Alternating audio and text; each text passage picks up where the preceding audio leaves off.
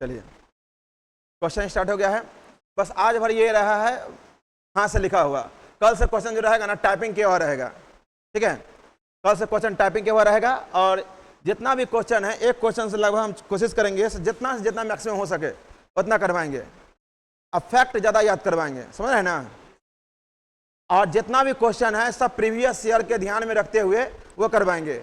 और टारगेट क्या है, जो पिछले जो ईयर पूछा गया है उसमें क्वेश्चन क्या था, बिहार एसएससी में क्या था, दरोगा में क्या था, उस सब को ध्यान में रखते हुए करवाएंगे। ठीक है, उसके बाद कुछ हम एक ग्रुप बनाए हैं और उसमें होमवर्क सीरीज देंगे। जो एग्जाम में पूछा गया है बार बार बार बार बार बार बार बार उसे हम भेज देंगे फोटो। आप लुसेंट में या दृष्टि बुक हो गया या किसी का भी नोट्स हो गया, आप खोज कर उस टॉपिक को पढ़ जाना है। कल होकर उसी टॉपिक को आपको पढ़ के यहाँ पे आना है और हम कुछ सवाल भी पूछताछ करेंगे, समझे ना। तो इस अनुसार हम बीपीएससी करा देंगे, ठीक है ना।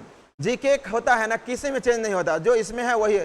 बीपीएससी पूछा था एनजीटी का गठन कब हुआ था, 2010 में हुआ था, ठीक है ना। तो वही चीज नहीं ऐसे अलग से पूछता, उल्लूसेंडे में लिखा हुआ है, दृष्टि पढ़िएगा उसमें भी लिखा हुआ है, घटना चक्र पढ़िएगा उसमें भी लिखा हुआ है, सब किताब में लिखा हुआ है ऐसा, समझे ना। तो हम लोग आज से स्टार्ट करें, शुभारंभ स्टार्ट कर रहे हैं 4 सितंबर 2024 से स्टार्ट कर रहे हैं, ठीक है ना। और सरस्वती माता को ध्यान में रखते हुए हैं कर रहे हैं, ठीक है। और हमेशा कोशिश करना है से हम लोग को अपने माँ के नजदीक रहना है।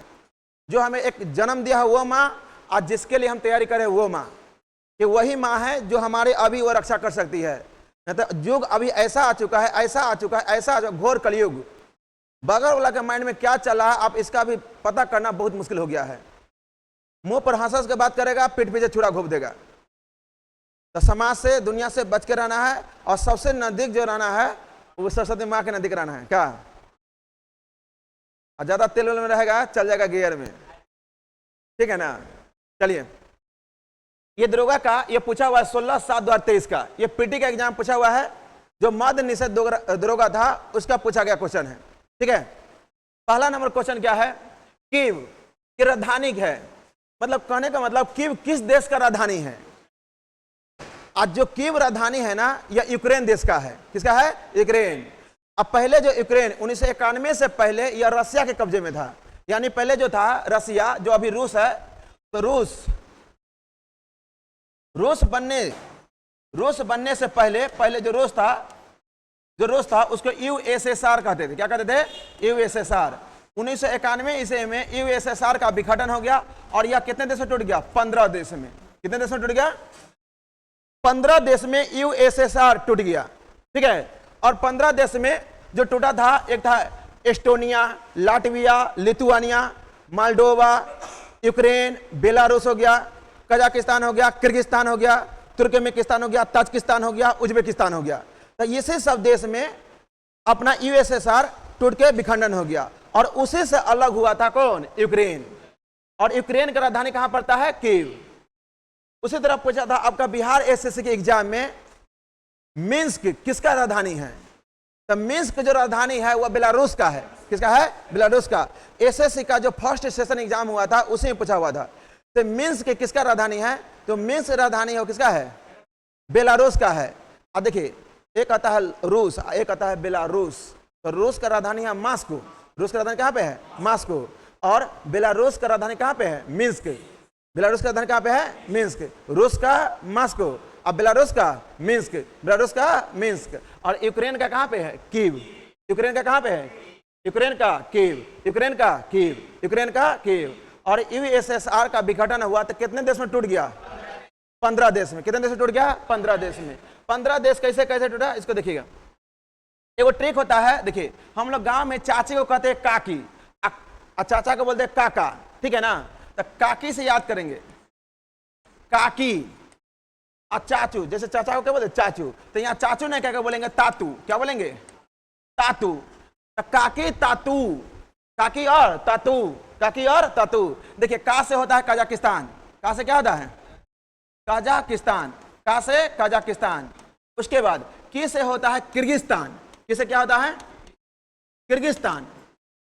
और ता से होता है ताजिकिस्तान, क्या होता है, ताजिकिस्तान होता है। उसके बाद तू से होता है तुर्कमेनिस्तान, तुर्कमेनिस्तान। और उससे होता है उज्बेकिस्तान। क्या होता है? उज्बेकिस्तान होता है। उसे क्या होता है? उज्बेकिस्तान होता है। तो इतना देश में, ये 5 देश में सेंट्रल एशिया, इसे 5 देशों कहते हैं सेंट्रल एशिया। और यह टूट के किससे बना हुआ है? रूस से। किससे बना हुआ है? रूस से। तो कजाकिस्तान का राजधानी कहेगा तो अस्ताना है। कहां पे है? कजाकिस्तान का राजधानी कहां पे है?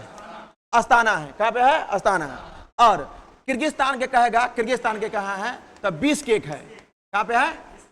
बिश्केक। किर्गिस्तान के कहां पे है? बिश्केक है। और ताजिकिस्तान के कहां पे है? तो दुशान्बे। कहां पे है? दुशान्बे। कहां पे है? दुशान्बे। तो ताजिकिस्तान का है दुशान्बे। ताजिकिस्तान कहां पे है? दुशान्बे। और तुर्कमेनिस्तान के कहेगा, तुर्कमेनिस्तान का कहां पे है? तो तुर्कमेनिस्तान का असागाबाद में है। कहां पे है? असागाबाद। तुर्कमेनिस्तान का कहां पे है? असागाबाद। असागाबाद। तुर्कमेनिस्तान कहां पे है? असागाबाद। उसके बाद उज्बेकिस्तान के कहेगा, तो आप याद कीजिए लाल बहादुर शास्त्री का मृत्यु कहां पे हुआ था? ताशकंद में, ठीक है ना। और उज्बेकिस्तान का जो राजधानी पड़ता है वो कहां पड़ता है? ताशकंद। कहां पड़ता है? ताशकंद। इसी ताशकंद समझौता करने के लिए गए थे अपना लाल बहादुर शास्त्री, और यहीं पर क्या हो गया था? मृत्यु हो गया था। तो सेंट्रल एशिया में कितने देश आते हैं? 5। उसका ट्रिक क्या है? जैसे हम लोग चाची को काकी कहते हैं, चाचा को काका कहते हैं, या चाचा को चाचू कहते हैं, उसी तरह काकी, काकी तातू, काकी तातू, काकी तातू। का से क्या होता है? और की से क्या होता है? की से क्या होता है? किर्गिस्तान। और ता से क्या होता है? ताजिकिस्तान। और तू से तुर्कमेनिस्तान। और उसे उज्बेकिस्तान। उसके बाद देखिए कजाकिस्तान का राजधानी कहां पे है? कजाकिस्तान का राजधानी और ताजिकिस्तान की राजधानी कहां पे है? दुशान्बे। और किर्गिस्तान की राजधानी बिश्केक। किर्गिस्तान की राजधानी और तुर्कमेनिस्तान की राजधानी कहां पे है? असागाबाद। तुर्कमेनिस्तान असागाबाद। ऐसे गांव में साग तोड़ते हैं ना, तोड़ के है ना उसका साग बनाते हैं। तो तोड़ के क्या बनाते हैं? साग बनाते हैं। तो तुर्कमेनिस्तान असागाबाद, तुर्कमेनिस्तान असागाबाद। और Uzbekistan Tashkent, Uzbekistan Tashkent, Uzbekistan Tashkent, Uzbekistan Tashkent, Uzbekistan Tashkent. तो बताइएगा, तो यहाँ पर यूएसएसआर का विघटन कब हुआ था? कितने देश में? 15 देश में। कितने देश में? 15 देश। उस 15 देश में सेंट्रल एशिया कितने देश आता है? और उसका ट्रिक क्या था? काके तातू, काके तातू, काके तातू, काके तातू। का से क्या होता है? कजाकिस्तान। और की से किर्गिस्तान। और ता से ताजिकिस्तान। क्या होता है? ताजिकिस्तान। और तू से तुर्कमेनिस्तान। और उसे उज्बेकिस्तान। उसके बाद आगे देखिएगा, इसमें अगला क्वेश्चन पूछा, दूसरा नंबर क्वेश्चन था 1857 के विद्रोह के दौरान जगदीशपुर में इसका नेतृत्व किसने किया था? यानी कि 1857 का जो विद्रोह हुआ था, अच्छा नहीं बता देंगे, ठीक है ना। तो 1857 के विद्रोह के दौरान जगदीशपुर में इसका नेतृत्व किसने किया था? तो जगदीशपुर कहां पड़ता है? या आरा में पड़ता है। कहां पड़ता है? आरा में। और यहां से जो सबसे उम्रदराज व्यक्ति थे, जो उनका वीर कुंवर सिंह नाम था। क्या नाम था? वीर कुंवर सिंह। तो 1857 के क्रांति में जो सबसे उम्रदराज व्यक्ति थे उसका नाम क्या था? वीर कुंवर सिंह। वीर कुंवर सिंह। और बिहार से जो वीर कुंवर सिंह किए थे, तो उसका किस अंग्रेजी अधिकारी ने दबाने का काम किया था? तो बिसेंट आयर और टेलर। आयर और टेलर, आयर और टेलर। यहां पर देखिएगा आयर और टेलर के बारे में, ऐसा को है ना, रख देंगे इसमें, इसको बना दे छोटा। देखिए ये अपना भारत है। भारत में 1857 का जो बिगुल फूका था, ठीक है ना, वह मेरठ से फूका गया था। कहां से फेंका गया था? मेरठ से फेंका गया था। ये मेरठ का जो 20वीं नेटिव इन्फेंट्री का जो सैनिक था, यह उठ के कहां गया था? दिल्ली गया था। कहां पे गया था? दिल्ली। और दिल्ली से ही 1857 का नेतृत्व जो किसने किया था? तो खान नहीं बोलते हैं, बहादुर शाह जफर। बहादुर शाह जफर। अब बहादुर शाह जफर के नेतृत्व में ही 1857 दिल्ली की क्रांति शुरुआत हो गया, ठीक है ना। और यहां पर किस अंग्रेजी अधिकारी ने दबाने का काम किया था? तो यहां पर निकलसन और हडसन। निकलसन और हडसन। निकलसन और हडसन। निकलसन और हडसन। निकलसन और हडसन। अब दिल्ली से जस्ट नीचे आइएगा तो एक जगह पड़ता है बरेली। क्या पड़ता है? बरेली। अब बरेली से यहां पर सैन्य नेतृत्व किसने किया था? खान बहादुर खां, खान बहादुर खां, खान बहादुर खां। और उसके बाद बरेली से जस्ट नीचे आइएगा इधर में, तो यहां पर पड़ता है, बरेली से नीचे आइएगा तो लखनऊ पड़ता है। क्या पड़ता है? और लखनऊ से कौन था? बेगम हजरत महल, बेगम बेगम हजरत महल थे, बेगम हजरत महल, ठीक है ना, बेगम हजरत महल। और उसके नीचे आइएगा तो लखनऊ से नीचे आइएगा तो इलाहाबाद पड़ता है। इलाहाबाद से सर नेतृत्व किसने किया था? लियाकत अली, इलाहाबाद से लियाकत अली। इसके नीचे में आइएगा कानपुर था। क्या था? कानपुर। और कानपुर से किसने था? कानपुर से नाना साहब, कानपुर से नाना साहब। और ये जो यहाँ पर इलाहाबाद है, इलाहाबाद के ऊपर में फैजाबाद पड़ता है। क्या पड़ता है? फैजाबाद। क्या पड़ता है? फैजाबाद। और फैजाबाद से नेतृत्व किसने किया था? मौलवी अहमद उल्ला, मौलवी अहमद उल्ला। और इसके बीच में एक जगह पड़ता है फतेहपुर। क्या पड़ता है? फतेहपुर। अब फतेहपुर से सर नेतृत्व किसने किया था? अजीमुल्ला। फतेहपुर से अजीमुल्ला, फतेहपुर से अजीमुल्ला। देखिए, और यहां पर किस अंग्रेजी अधिकारी ने दबाने का काम किया था? तो याद रखिएगा, जहां पर बाद है, जैसे इलाहाबाद, फैजाबाद, तो जहां जहां बाद रहेगा वहां पर दबाया था कर्नल नील। किसने दबाया था? कर्नल नील। जहां पर बाद है वहां किसने दबाया था? कर्नल नील। जहां जहां बाद रहेगा वहां किसने दबाया था? कर्नल नील, कर्नल नील। जहां जहां बाद रहे कौन दबाया था? कर्नल नील। उसके बाद जो लखनऊ है और कानपुर है, देखिए लखनऊ और कानपुर, तो का ल, का से होता है कानपुर, ल से लखनऊ। और इसका जो दबाने का काम किया था वो कैंपबेल दबाया था। किसने दबाया था? कैंपबेल। किसने दबाया था? कैंपबेल दबाया था, कैंपबेल। और एक और व्यक्ति था हटसन, कैंपबेल और हटसन, कैंपबेल और हटसन, कैंपबेल और हटसन। और नीचे में आइएगा, यहाँ पर उत्तर प्रदेश और मध्य प्रदेश का सीमा पड़ता है झांसी। क्या पड़ता है? झांसी। और झांसी से सर नेतृत्व किसने किया था? रानी लक्ष्मीबाई, रानी लक्ष्मीबाई। और यहाँ से दबाने का जो काम किया था उसका नाम था हिरोज। क्या नाम था? Heroes, heroes. आपका बिहार इससे से पूछा हुआ था, बिहार इससे से पूछा हुआ था। फतेहपुर से इसका सर नेतृत्व किसने किया था? अजीमुल्ला। फतेहपुर से अजीमुल्ला, फतेहपुर से अजीमुल्ला। और यहां पर जो अंग्रेजी अधिकारी दबाने का काम किया था उसका नाम था जनरल रेनाल्ड। क्या नाम था? General Reginald, general Reginald, general Reginald, ठीक है ना। तो दिल्ली से कौन था? बहादुर शाह जफर, दिल्ली से बहादुर शाह जफर। बरेली से खान बहादुर खान, बरेली से खान बहादुर खान, बरेली से। और लखनऊ से, लखनऊ से बेगम हजरत। अब फैजाबाद से मौलवी अहमद उल्ला, मौलवी अहमद उल्ला, मौलवी अहमद उल्ला। और फतेहपुर से कौन था? अजीमुल्ला। फतेहपुर से, फतेहपुर से, फतेहपुर से अजीमुल्ला, फतेहपुर से अजीमुल्ला। 1857 का जो क्रांति का बिगुल फूटा था वह कहां से फूटा हुआ था? कैमी इन्फेंट्री था, 20 में। ये बिहार पुलिस का जो सिवान डिस्ट्रिक्ट था उसे क्वेश्चन पूछा हुआ था, ये 20वीं नेटिव इन्फेंट्री पूछा था ना। उसके बाद आपका ये पूछा था दुर्गा में जो 1857 में क्रांति हुआ था, ठीक है ना। तो मंगल पांडे किस इन्फेंट्री से जुड़े हुए थे? कितना? 34 के 24, कितना था? 34, 34वीं थी। क्या था? 34वीं। उसके बाद आगे देखिए, पता लग गया? अब देखिए, स्पष्ट आकाश नीला। क्या स्पष्ट आकाश नीला दिखाई देता है? क्योंकि स्पष्ट आकाश नीला दिखाई देता है क्योंकि नीला इसलिए दिखाई देता है कि रंगों का क्या होता है? बिखराव होता है। जैसे पानी अपना नीला दिखाई देता है, किस लिए दिखाई देता है? बिखराव के कारण। जैसे आप ये समझिए रंगों का बिखराव कैसे होता है। देखिए, सबसे पहले एक महान हस्ती था जिसका नाम था न्यूटन। क्या नाम था? न्यूटन। न्यूटन साहब थे, न्यूटन साहब। तो न्यूटन साहब ने पहले क्या किया? एक पत्थर लिया और उस पर क्या किया? उस पत्थर पर प्रकाश का है ना पार करवाए। क्या करवाए? प्रकाश फैला। तो इस पत्थर में से है ना 7 किरण निकला। कितने किरण निकला था? 7 किरण निकला। कितने किरण निकला था? 7। और जो 7 कलर निकला था तो सबसे ऊपर में जो रंग था उसका नाम क्या था? बैगनी। क्या नाम था? बैगनी। अब बैगनी के बाद क्या था? जामुनी, जिसको आसमानी भी कहते हैं। क्या कहते हैं? आसमानी भी कहते हैं, जामुनी कहिए या आसमानी कहिए, जामुनी या आसमानी। उसके बाद जो कलर था आसमानी के बाद जो था वो क्या कौन सा कलर था? नीला कलर था। कैसा था? नीला।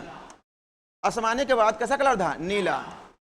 नीला, इसको ब्लू भी कहते हैं। क्या कहते हैं? ब्लू। उसके बाद जो कलर था वो क्या था? हरा। और उसके बाद क्या था? पीला। और उसके बाद क्या था? पीला के बाद नारंगी। क्या था? नारंगी। नारंगी। और उसके बाद क्या था? लाल। क्या था? लाल। जब प्रकाश का इस पर प्रकीर्णन कराए तो सबसे ज्यादा जो बिखरा कलर वह बिखरा था बैगनी। कौन सा कलर बिखरा था? बैगनी। कि बैगनी जो कलर था बहुत ज्यादा बिखराव हुआ था। क्या हुआ था? बिखराव हुआ था बैगनी का। और सबसे कम जो बिखराव हुआ था किसका हुआ था? लाल का हुआ था। किसका हुआ था? लाल का। तो सबसे ज्यादा फैला था कौन? बैगनी। और सबसे कम लाल। कौन फैला था? लाल। तो क्वेश्चन आता है यहां पर, जब प्रकाश का किरण से कैसे यहां पर कलर का बिखराव हो जाता है? तो यहाँ पर जो बिखराव होता है वह वायुमंडल के कारण होता है, क्योंकि हमारे वायुमंडल में बहुत सारा गैस है। क्या है? बहुत सारा गैस है। उसी गैस से जब सूर्य का किरण आता है और टकराता है तो हमारे रंगों का क्या होता है? बिखराव होता है। ठीक है ना? और वह बिखराव होता है तो वह 7 कलर में विभाजन होता है। कितने कलर में? 7 कलर में। कितने कलर में विभाजन है? 7 कलर में। और 7 कलर में सबसे जो बिखराव होता है किसका होता है? बैगनी। और सबसे कम जो होता है किसका होता है? लाल का। किसका होता है? लाल का। लाल रंग का बिखराव सबसे कम होता है, और इसका जो कम बिखराव होने के कारण इसका तरंगदैर्घ्य क्या होता है? ज्यादा होता है। इसका जो तरंगदैर्घ्य होता है वो क्या होता है? सबसे ज्यादा होता है। और तरंगदैर्घ्य जिसका जितना ज्यादा होगा ना उतना लंबा दूरी तय करेगा। जिसका तरंगदैर्घ्य जितना ज्यादा होगा वह उतना लंबा दूरी तय करेगा। जैसे आप देखिएगा सिग्नल पोल में लाल कलर लगा दिया जाता है। इमरजेंसी के लिए लाल कलर इसलिए लगा दिया जाता है कि आपको दूर से दिखा दे यहाँ पर क्या है? खतरा है। ठीक है ना? तो कहेगा किस कलर का सबसे अधिक तरंगदैर्घ्य होता है? लाल रंग का। किसका होता है? लाल रंग का। बाकी बात सब चीज लाल रंग का कम होता है। इसका याद रखिए, ट्रिक होता है आम आदमी पार्टी, ए पी और बी। ए पी और बी। ए से होता है आवृत्ति। ए से क्या होता है? आवृत्ति। ए से क्या होता है? आवृत्ति। ए से क्या होता है? आवृत्ति। ए से क्या होता है? आवृत्ति। और एक और इससे क्या होता है? अपवर्तनांक। क्या होता है? अपवर्तनांक। अपवर्तनांक। ठीक है ना? ऐसे क्या होता है? आवृत्ति। और एक ऐसे क्या होता है? अपवर्तनांक। क्या होता है? अपवर्तनांक। और एक क्या होता है? परावर्तन। क्या होता है? परावर्तन, या इसको बोलते हैं प्रकीर्णन। प्रकीर्णन। प्रकीर्णन। और बी से क्या होता है? आवृत्ति, अपवर्तनांक और प्रकीर्णन और विचलन। क्या होता है? विचलन। विचलन। विचलन। देखिए यहां से क्या याद रखना है? क्या किस रंग का आवृत्ति, अपवर्तनांक, प्रकीर्णन और विचलन सबसे कम होता है? लाल का। और किस रंग का आवृत्ति, अपवर्तनांक, प्रकीर्णन और विचलन सबसे अधिक होता है? बैगनी का। अधिक होगा किसका? बैगनी का। अधिक किसका होगा? बैगनी का। और सबसे कम किसका होगा? अधिक होगा बैगनी का। और सबसे कम किसका होगा? सबसे कम किसका होगा? लाल का। तो यहां से यह याद रखना है, आवृत्ति, अपवर्तनांक, प्रकीर्णन और विचलन। आवृत्ति, अपवर्तनांक, प्रकीर्णन और विचलन। यह लाल रंग का क्या होता है? कम होता है। लाल रंग का कम होता है। आवृत्ति, अपवर्तनांक, प्रकीर्णन और विचलन लाल रंग का क्या होता है? कम होता है। और सबसे अधिक किसका होता है? बैगनी का। सबसे अधिक किसका होता है? बैगनी का। कहेगा किस रंग का कलर, किस रंग का विचलन सबसे अधिक होता है? बैगनी। किस रंग का प्रकीर्णन सबसे अधिक होता है? बैगनी का। किस रंग का अपवर्तनांक सबसे अधिक होता है? बैगनी का। किस रंग का आवृत्ति सबसे अधिक होता है? बैगनी का। किसका होता है? बैगनी का। अब बस उसका उल्टा कर देना लाल का, और इधर से दे जाइएगा। जितना अधिक होता है ये अधिक होता है, और ऊपर से नीचे आएगा तो क्या होगा? कमेगा। क्या होगा? कम होते जाएगा। यानी कि आप ये समझिए, यहां पे ये समझिए, सबसे अधिक आवृत्ति, अपवर्तनांक, प्रकीर्णन और विचलन यह बैगनी का होता है। और उसके बाद कहेगा किसका होता है? आसमानी का। उसके बाद किसका होता है? नीला का। उसके बाद हरा। उसके बाद और उसके बाद और उसके बाद लाल। क्यों? लाल रंग का सिर्फ एक ही चीज याद रखना है, इसका तरंगदैर्घ्य ज्यादा है। बाकी बात दुनिया का हर एक चीज क्या होता है? कम होता है। आवृत्ति पूछे, आवृत्ति पूछे, अपवर्तनांक पूछे, प्रकीर्णन पूछे, विचलन पूछे, सब क्या होता है? कम होता है। आवृत्ति, अपवर्तनांक, प्रकीर्णन और विचलन सब क्या होता है? कम होता है। आवृत्ति, अपवर्तनांक, प्रकीर्णन और विचलन क्या होता है? कम होता है। आम आदमी पार्टी, याद रखिएगा, आम आदमी पार्टी क्या हुआ? क्या हुआ? कॉपी देखिए, सबसे पहले किसने एक कैसेट पर जो हुआ था प्रकाश का परीक्षण करवाया था? हुआ न्यूटन ने करवाया था। किसने करवाया था? न्यूटन। अब बताइए किसका विचलन सबसे अधिक होता है? वैज्ञानिक का। किसका प्रकीर्णन सबसे अधिक होगा? उसका अपवर्तनांक किसका अधिक होगा? आवृत्ति किसका अधिक होगा? अब बताइए वैज्ञानिक के बाद किसका होगा? उसके बाद किसका होगा? यदि ऑप्शन में यदि आसमानी नहीं रहे तो वैज्ञानिक के बाद किसका आएगा? नीला का आएगा। किसका आएगा? नीला का आएगा। यही क्वेश्चन पूछे हुआ है यहां पे, यही क्वेश्चन है। स्पष्ट आकाश नीला दिखाई देता है क्योंकि बैंगनी और नीला रंग का प्रकाश अन्य सभी रंगों के प्रकाश की तुलना में वायुमंडल में अधिक क्या होता है? प्रकीर्णन होता है। क्या होता है? प्रकीर्णन होता है। ना बुझाया? ठीक है ना? तो किसका प्रकीर्णन सबसे अधिक होता है? अब बैंगनी के बाद किसका? आसमानी। बैंगनी के बाद आसमानी। यदि ऑप्शन में आसमानी रहे तो उसके बाद किसका होता है? नीला। और नीला के बाद क्या आएगा? हरा। हरा के बाद पीला। और पीला के बाद नारंगी के बाद लाल। किसका होता है? लाल। बस लाल का एक ही चीज याद रखना है, तरंगदैर्घ्य अधिक होता है। लाल रंग का तरंगदैर्घ्य क्या होता है? अब बाकी बात दुनिया का हर एक चीज क्या होता है? कम होता है। क्या होता है? कम होता है। उसके बाद आगे देखिए, इसमें बुझाया ये? अब देखिए, हिमालय भालू तथा विशाल पंडा किन जातियों का उदाहरण है? देखिए, हिमालय भालू और विशाल पंडा, यह विशाल पंडा किन जातियों का उदाहरण है? तो यह होता है वनरेबल स्पीसीज होता है। क्या होता है? वनरेबल स्पीसीज, जो होता है सुमेध जाति। क्या होता है? सुमेध जाति। क्या होता है? सुमेध जाति। देखिए, एक संस्था है IUCN। क्या है? IUCN। जो IUCN है, IUCN है, यही क्वेश्चन की वजह से आज हम यहां पर खड़ा है, नहीं तो कहां से कब की नौकरी हो गया था। देखिए, जो IUCN होता है, IUCN international union conservation nation, इसका जो स्थापना हुआ था 5 अक्टूबर 1948 ईस्वी को। 5 अक्टूबर 1948 ईस्वी को। और इसका जो मुख्यालय है स्विट्जरलैंड के ग्लांड में। स्विट्जरलैंड के ग्लांड में इसकी IUCN का मुख्यालय पड़ता है। और यह संकटग्रस्त प्रजातियों पर 9 प्रकार का रिपोर्ट जारी करता है। कितने प्रकार का? 9 प्रकार का। हम एग्जाम में मार के आ गए थे 10, वही गलत हो गया था। बस 9 गो रिपोर्ट जारी करता है। IUCN कितना रिपोर्ट जारी करता है? 9 गो। IUCN कितना रिपोर्ट जारी करता है? 9। हमसे थोड़ा मिस्टेक हो गया था।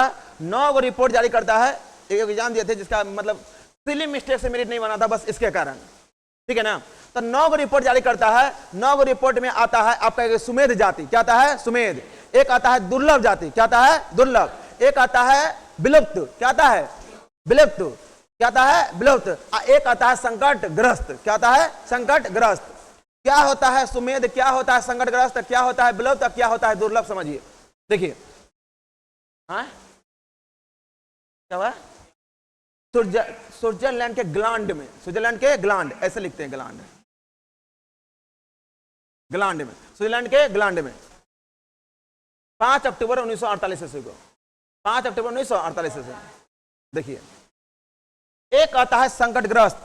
क्या आता है? संकटग्रस्त। संकटग्रस्त। एक आता है वर्नेबल, सुमेध जाति। क्या आता है? सुमेध। सुमेध जाति, जिसको वर्नेबल बोलते हैं। और एक आता है संकटग्रस्त, सुमेध। और एक आता है विलुप्त। क्या आता है? विलुप्त। और एक आता है दुर्लभ। क्या आता है? दुर्लभ। समझिए, ये क्या होता है? संकटग्रस्त। क्या होता है? सुमेध। क्या होता है? विलुप्त। क्या होता है? दुर्लभ। देखिए, संकटग्रस्त किसे कहते हैं? वैसा जातिया या वैसा जीव, वैसा जातिया या वैसा जीव जिसका जनसंख्या मतलब वयस्कों की जनसंख्या महज 250 बच गया हो। वैसा जीव जिसकी जनसंख्या 250 बच के रह गया हो, तो वैसे जीव को संकटग्रस्त में शामिल करते हैं। क्या शामिल करते हैं?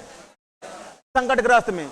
वैसा जीव जिसकी वयस्कों की जनसंख्या महज 250 बच के रह गया है, वैसे जीव को कहां रखते हैं? संकटग्रस्त में। कहां रखते हैं? संकटग्रस्त में। उसके बाद सुमेध जाति किसे बोलते हैं? सुमेध जातिया होता है ऐसे। सुमेध जातिया किसे बोलते हैं? वनरेबल स्पीसीज किसे कहते हैं?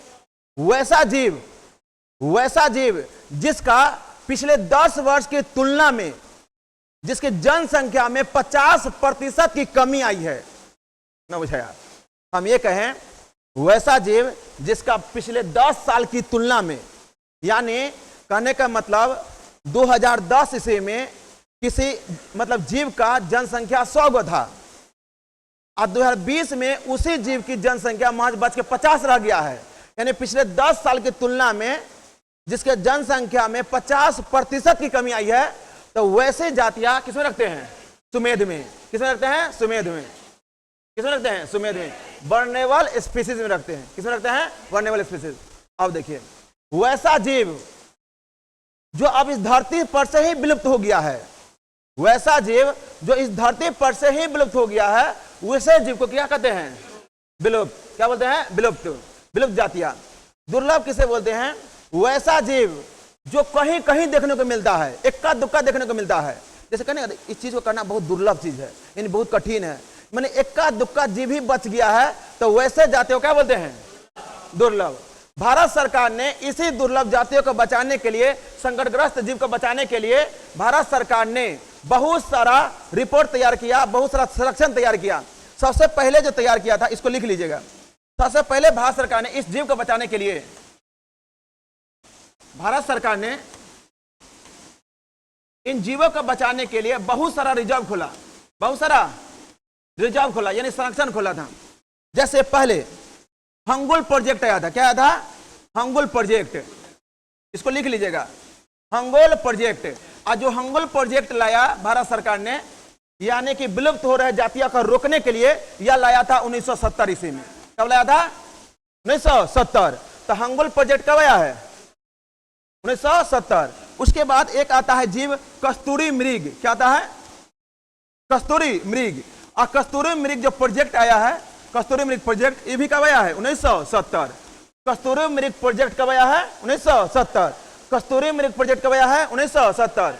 आज देखिए, एक होता है सिंह, जिसको लायन बोलते हैं। क्या बोलते हैं? लायन। लायन के लिए लायन प्रोजेक्ट जो आया था, लायन प्रोजेक्ट, जिसको गिर सिंह प्रोजेक्ट भी कहते हैं। क्या कहते हैं?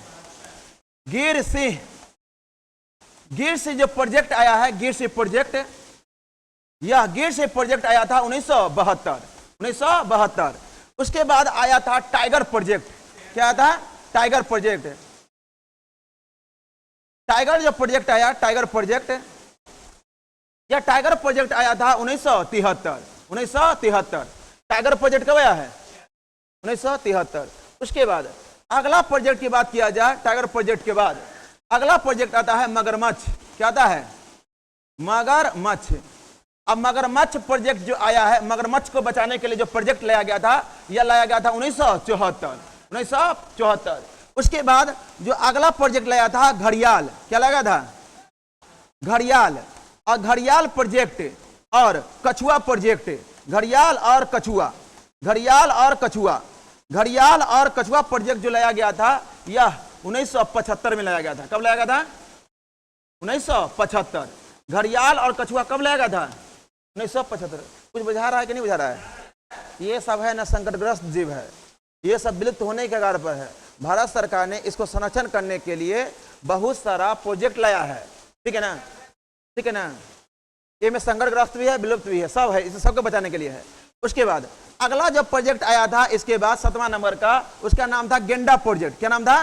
गेंडा प्रोजेक्ट। और गेंडा प्रोजेक्ट जो लाया गया था, यह 1987 ईस्वी में। कब लाया गया था? 1987। अगला आगे चलकर जो हाथी प्रोजेक्ट आया था, हाथी प्रोजेक्ट, हाथी एलिफेंट प्रोजेक्ट जो आया था, एलिफेंट प्रोजेक्ट 1992। उसके बाद जो अगला प्रोजेक्ट आया था लाल पंडा। क्या था? लाल पंडा जो प्रोजेक्ट आया था, लाल पंडा,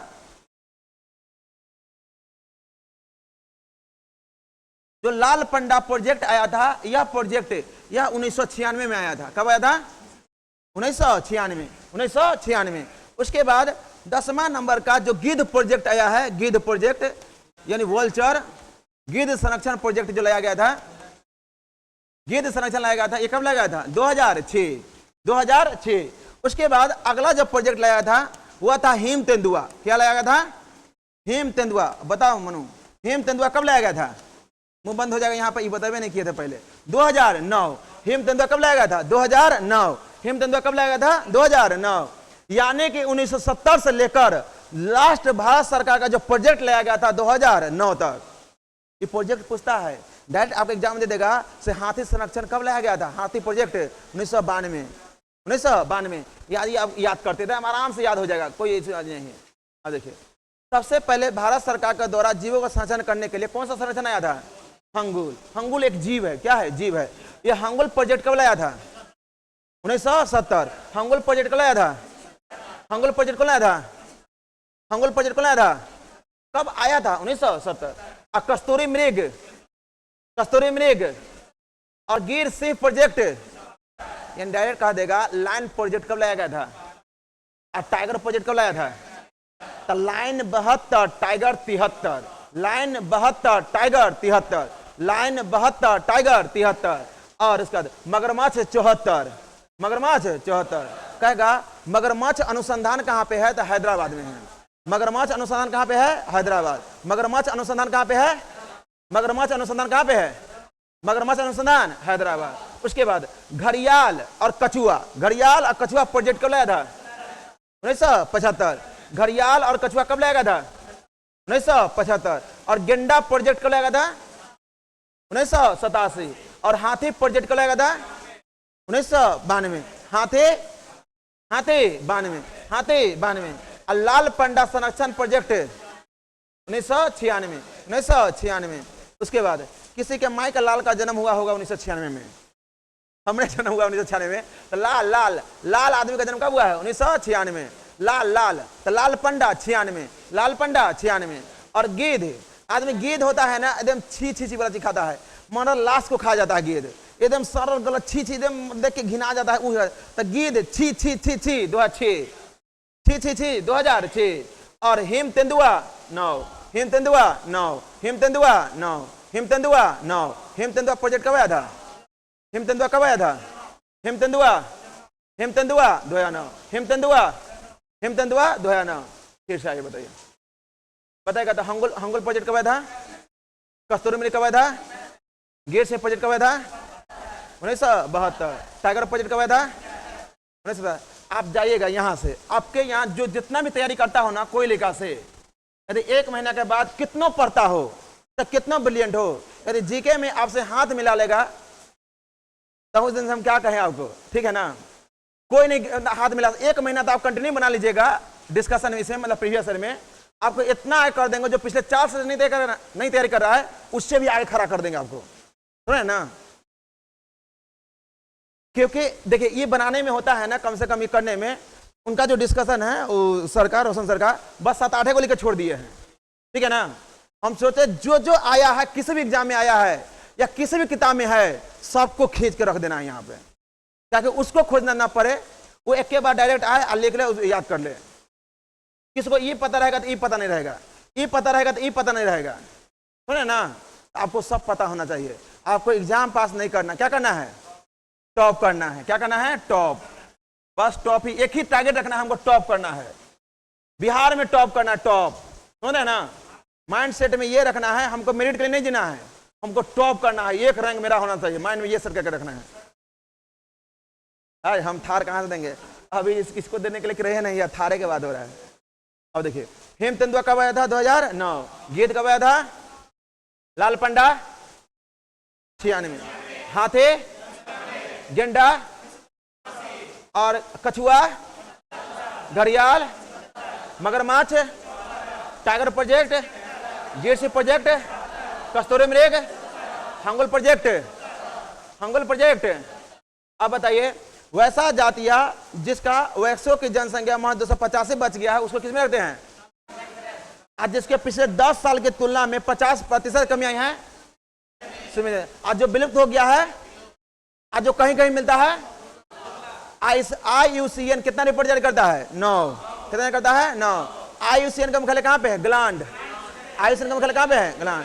और इसका स्थापना कब हुआ है? 5 अक्टूबर 1948। 5 अक्टूबर 1948। 5 अक्टूबर 1948। 5 अक्टूबर 1948। आपका यही पूछा हुआ था क्वेश्चन, हिमालय भालू और विशाल पांडा किन जातियों का उदाहरण है? तो हिमालय भालू और विशाल जो पांडा है यह सुमेध जाति का है, यानी कि वनरेबल स्पीसीज है। वनरेबल स्पीसीज है, यानी कि कहने का मतलब यह हुआ पिछले 10 साल की तुलना में क्या हुआ, इसमें 50% की गिरावट आई है। यानी कि हिमालय भालू और विशाल पांडा में पिछले 10 साल की तुलना में 50% की गिरावट आई है। तो उसी को बोलते हैं वनरेबल स्पीसीज। क्या बोलेंगे? Vulnerable species. तो हिमालय भालू और विशाल पांडा क्या आ जाएगा? सुमेध जाति। क्या बोलेंगे? सुमेध जाति। आगे बुझाया? आगे देखिए, भारत की सबसे बड़ी नमक झील यानी नमक पानी की झील कौन सी है?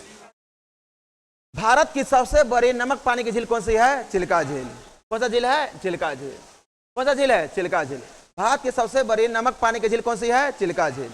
देखिए, झील किसे कहते हैं समझिए। झील, जो झील होता है ना, झील वैसा क्षेत्र जिसके चारों ओर से माटी हो और बीच में पानी हो, उसे क्या बोलते हैं? झील कहते हैं। और वैसा क्षेत्र जिसके चारों ओर से पानी हो और बीच में माटी हो, उसे द्वीप कहते हैं। क्या बोलते हैं? द्वीप। सुनिए गौर से, वैसा क्षेत्र जिसके चारों ओर से पानी हो और बीच में माटी हो, उसे बोलेंगे द्वीप। जैसे ग्रीनलैंड क्या है? एक द्वीप है। इसके चारों ओर से क्या है? पानी, और बीच में क्या है? माटी। जैसे अंडमान निकोबार, चारों ओर से पानी है और बीच में माटी है, तो उसे क्या बोलेंगे? द्वीप। लक्षद्वीप, जैसे में लक्षद्वीप के देखिएगा अरब सागर में पड़ता है, ये चारों ओर से पानी है और बीच में माटी है, उसे क्या बोलेंगे? द्वीप। और वैसा क्षेत्र जिसके चारों ओर से माटी हो और बीच में पानी हो, उसे क्या बोलेंगे? झील। जैसे गांव में हम लोग छठ पूजा जो करते हैं तो पोखरा खन देते हैं, और पोखरा खाने में चारों ओर से माटी रख देते हैं और बीच में पानी, वही झील है। क्या है? झील है। तो जिसके चारों ओर से माटी रहता है और बीच में पानी रहता है, वो क्या हो जाएगा? जैसे कोटरा में हम पानी रख देंगे तो क्या हो जाएगा? वो झील हो जाएगा। क्या हो जाएगा? झील। ठीक है ना? झील बोलते, तालाबे है ना, झील होता है। जो तालाब है ना वही झील होता है। और जो झील होता है ना, भारत में झील 3 प्रकार का होता है। कितने प्रकार का होता है? 3। एक होता है लैगून झील। क्या होता है? लैगून झील। और जो भारत में जो लैगून झील है, यहां पाइएगा, देखिए जो लैगून झील है, भारत में 4 गो लैगून झील है। कितने हैं? 4 गो। एक तो मेरे भाई है चिल्का झील। कौन सा है? चिल्का। एक है पुलिकट। क्या है? पुलिकट। और एक है मेरा भाई अष्टमुड़ी। क्या पे है? अष्टमुड़ी। और एक मेरे भाई है यहाँ पे आंध्र प्रदेश पड़ता है, इसे क्या बोलते हैं? कोलेरू झील। क्या बोलते हैं? कोलेरू झील। तो भारत में 4 गो है जो लैगून झील है। क्या झील है? लैगून। लैगून झील उसे बोलते हैं जो समुद्र के खंडहर से बना दिया हो। यानी कि गांव में देखिएगा पानी नहीं पटाइएगा ना, ठीक है ना, पानी नहीं पटाइएगा तो जहां पैबा फट गया रहेगा, ठीक है ना, फट गया तो पानी जहां फेंकेगा ना तो मटियावा हल्का भोंक देगा, ठीक है ना, हल्का तहाँ भोंक देगा तो वही होता है क्या? खंडहर। तो उसी को बोलते हैं लैगून। क्या बोलते हैं? लैगून। यानी कि यहाँ के लहर से पानी से इतना ना यहाँ खंडहर बना दिया है, ऐसे कर करके यहाँ पर क्या कर दिया है? खंडहर। और यहाँ कंकर बालू पत्थर क्या कर दिया? यहाँ जमा हो गया है, और इधर से जो पानी आया वहीं पर जमा रह गया। तो सबसे बड़ी नमक पानी का जो झील है वो कौन सा है? चिल्का झील है। कौन सा है? चिल्का झील। सबसे बड़ी नमक पानी का झील कौन सा है? सबसे बड़ी नमक पानी का झील कौन सा है? सबसे बड़ी नमक पानी का झील कौन सा है? चिल्का झील है। कौन सा है? चिल्का। सबसे बड़ी नमक पानी का झील। बाकी कह देगा सबसे बड़ी अंतः स्थलीय नमक पानी का झील, तो यहां पड़ता राजस्थान का सांभर झील। क्या पड़ता है? सांभर झील। सांभर झील। क्वेश्चन समझिएगा, दोनों क्वेश्चन बड़े बड़े हैं, दोनों नमक पानी का है, ठीक है ना। कहे का मतलब इस समुद्र से लगा हुआ है, आई पूरा मतलब माटी के अंदर, मतलब क्या बोलते हैं, चारों साइड से स्थलीय क्षेत्र ही है। जिस तरह झारखंड स्थलबद्ध राज्य है, तेलंगाना स्थलबद्ध राज्य है, मध्य प्रदेश स्थलबद्ध राज्य है, हरियाणा मध्य प्रदेश मतलब हरियाणा जो राज्य हो गया वो स्थलबद्ध राज्य है। सेम उसी तरह जो ये सांभर झील है यह स्थलबद्ध झील है। कैसा झील है? स्थलबद्ध झील है। और यह सबसे बड़ी स्थलबद्ध मतलब स्थल बंद जो कहेगा खारे पानी का झील कौन सा है? सांभर। और ओवरऑल में सबसे बड़ा कहेगा तो कौन है? चिल्का झील। कौन सा है? चिल्का। भारत में कितना लैगून झील है? 4। कौन कौन है? चिल्का, पुलिकट, अष्टमुडी और केलरू। अष्टमुडी कहां पड़ता है? केरल में। और पुलिकट 2 राज्य में, तमिलनाडु और आंध्र प्रदेश। तमिलनाडु और आंध्र प्रदेश, तमिलनाडु और आंध्र प्रदेश। और चिल्का कहां पड़ता है? क्या कौन सा झील है जो झींगा मछली के लिए प्रसिद्ध है? चिल्का। कौन सा झील है जो झींगा मछली के लिए प्रसिद्ध है? ये एसएससी सीजीएल का पूछा हुआ क्वेश्चन है। झींगा के लिए प्रसिद्ध है चिल्का। आप सेट मारिएगा ना तो क्वेश्चन ये सब खूब आएगा। झींगा मछली के लिए प्रसिद्ध है चिल्का। कौन सा है? चिल्का। भारत का सबसे बड़ी झील कहेगा तो यहां पाइएगा तो वेम्बनाड झील है। कौन सा है? वेम्बनाड। भारत का सबसे बड़ी झील कहेगा तो वेम्बनाड। भारत का सबसे बड़ी झील कहेगा तो वेम्बनाड। अब भारत का सबसे ऊंचाई पर झील कहेगा तो कौन सा है? चोलामू। क्या है? चोलामू। भारत का सबसे ऊंचाई पर स्थित झील कौन सा है? चोलामू। अब भारत के सबसे बड़ी मीठे पानी का झील कहेगा तो बुल्लर झील है। कौन सा है? बुल्लर झील सा है। कौन सा है? बुल्लर झील। बुल्लर झील। बात समझ में आया? पहला बात, भारत में सबसे बड़ी मीठे पानी की झील कौन सा है? बुल्लर। सबसे बड़ी खारे पानी की झील कौन सा है? सबसे बड़ी खारे पानी का स्थलबद्धीय झील कौन सा है? सांभर झील। भारत का सबसे लंबी बड़ी झील कौन सा है? वेम्बनाड। कौन सा है? वेम्बनाड। भारत के सबसे ऊंचाई पर स्थित झील कौन सा है? चोलामू झील पड़ता है ना, ये सिक्किम में पड़ता है। कहां पड़ता है? चोलामू झील पड़ता है। कहां पड़ता है? सिक्किम में पड़ता है। और भारत में लैगून झील कितने हैं? कौन कौन है? पुलिकट, ये अष्टमुडी और केलरू झील। और केलरू झील कहां पड़ता है? आंध्र प्रदेश में। कहां पड़ता है? आंध्र प्रदेश में। कहां पड़ता है? आंध्र प्रदेश में। अब देखिए यहां पूछा था भारत की सबसे बड़ी नमक पानी की झील कौन सा है? चिल्का झील। और वहीं अंतः स्थलीय नमकीन झील कहेगा तो कौन सा हो जाएगा? सांभर झील। कौन हो जाएगा? सांभर। कुछ बुझा रहा है कि नहीं है? बुझा रहा है ना? अरे इतना क्वेश्चन याद करवा देंगे, इतना बस पेशेंस बना कर रखे, बहुत याद करवा देंगे। शॉर्ट सेल बने होते हैं किसके?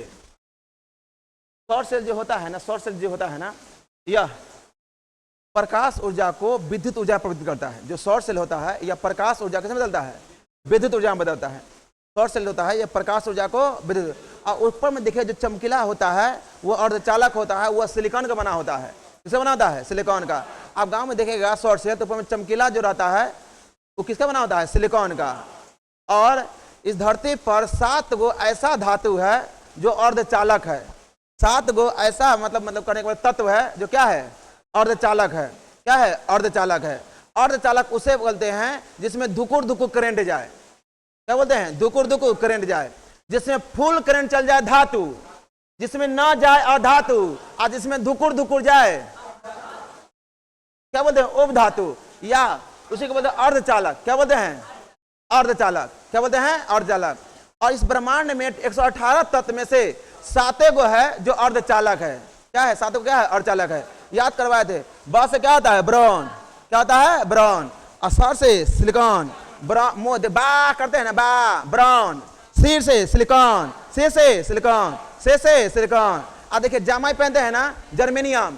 क्या होता है? Germanium. Brown silicon germanium, brown silicon germanium, brown silicon germanium. क्या होता है? जर्मेनियम। और देखिए सेना लोग होता है ना, जितना एंटीमनी होता है सब इधर से बांध उनके रखता है। होता है ना सेना लोग, पूरा यहाँ गोली बंदूक जितना भी बम होता है सेना लोग। तो देखिए सेना से करे आर्सेनिक। क्या याद रखेंगे? आर्सेनिक। और जितना एंटीमनी होता है सब यहीं पर रखता है ना। तो आर्सेनिक के बाद एंटीमनी, आर्सेनिक के बाद एंटीमनी। आज देखिए इसको बोलते हैं क्या? टांग। क्या बोलते हैं? टांग। और इसको बोलते हैं पांव। इसको क्या बोलते हैं? टांग। और इसको क्या बोलते हैं? पांव। तो टांग से टेलेरियम, टांग से टेलेरियम और पांव से पोलेनियम। टांग से टेलेरियम और पांव से पोलेनियम। टांग से टेलेरियम और पांव से पोलेनियम। टांग से टेलेरियम और पांव से। यही 7 गो इस धरती पर क्या है? अर्धचालक है। क्या इस धरती पर कितना अर्धचालक है? 7 गो। आज जो 7 गो अर्धचालक है, जो देखिएगा शॉर्ट सेल में ऊपर का जो शीशा जैसा बना रहता है वो अर्धचालक का रहता है। वो अर्धचालक कौन सा रहता है? सिलिकॉन रहता है। और सिलिकॉन क्या है? अर्धचालक है। और 7 गो अर्धचालक क्या है? देखिए मुंह से बा करते हैं तो बा से क्या हो जाएगा? ब्राउन। सी से सिर और सी से सिलिकॉन, सी से सिर और सी से सिलिकॉन। और ज से जामा, ज से germanium, Jama germanium, Jama germanium, Jama germanium. उसका यहाँ पर सेना क्या रखता है? आर्सेनिक। और क्या रखता है? एंटीमनी। आर्सेनिक और एंटीमनी। ये क्या है? टांग। और ये क्या है? पोलेनियम। ये है टेलरियम, ये है पोलेनियम। गांव में हम लोग किसी को बराबरी में प्रणाम करते हैं टांग छुके, और नाना नानी को दादा दादी को प्रणाम करते हैं पांव छुके।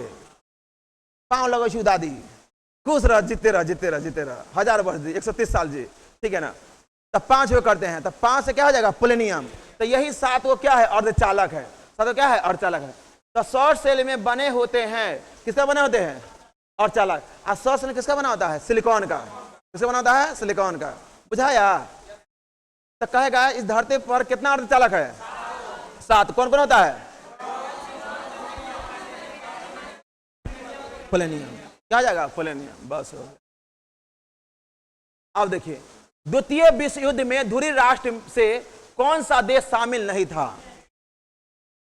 तो धुरी राष्ट्र में कौन शामिल नहीं था? देखिए, सेकेंड वर्ल्ड वॉर जो स्टार्ट हुआ था, सेकेंड विश्व युद्ध स्टार्ट हुआ था, तो सेकेंड विश्व युद्ध स्टार्ट जो हुआ था, सेकेंड विश्व युद्ध, ये कब स्टार्ट हुआ था? वर्ल्ड वॉर जो स्टार्ट हुआ था, यह स्टार्ट हुआ था 1 सितंबर 1939 से लेकर 1 सितंबर 1945 और लगभग इसमें 70 देशों ने भाग लिया था। कितना देश भाग लिया था? 70 देश ने। 70 देश में लगभग 2 गुटों में बट गया था। एक तरफ था मित्र राष्ट्र, एक तरफ कौन था? मित्र राष्ट्र। और एक तरफ था धुरी राष्ट्र। कौन सा रहा था? धुरी राष्ट्र। एक तरफ था मित्र, एक तरफ था धुरी। मित्र में कौन था? चाइना भी था। गुरिल्ला युद्ध से अलग हुआ है चाइना, ठीक है ना। 1939 ईस्वी में गुरिल्ला युद्ध से मतलब मित्र राष्ट्र से अलग हुआ था। बाकी चाइना भी पहले मित्र राष्ट्र में था। ये कहाँ देने से पढ़ लिया हमको? ए बी सी को क्या करो? फाड़ दो। ए बी सी को फाड़ दो, ए बी सी को फाड़ दो, ए बी सी को फाड़ दो। ए से होता है अमेरिका, ए से अमेरिका, बी से सी से चाइना, एफ से फ्रांस, आर से रूस। तो यानी कि अमेरिका, ब्रिटेन, चाइना, फ्रांस और रूस कौन सा देश में शामिल था? मित्र राष्ट्र में। अमेरिका, ब्रिटेन, चीन, फ्रांस, रूस किसमें शामिल था? मित्र राष्ट्र में।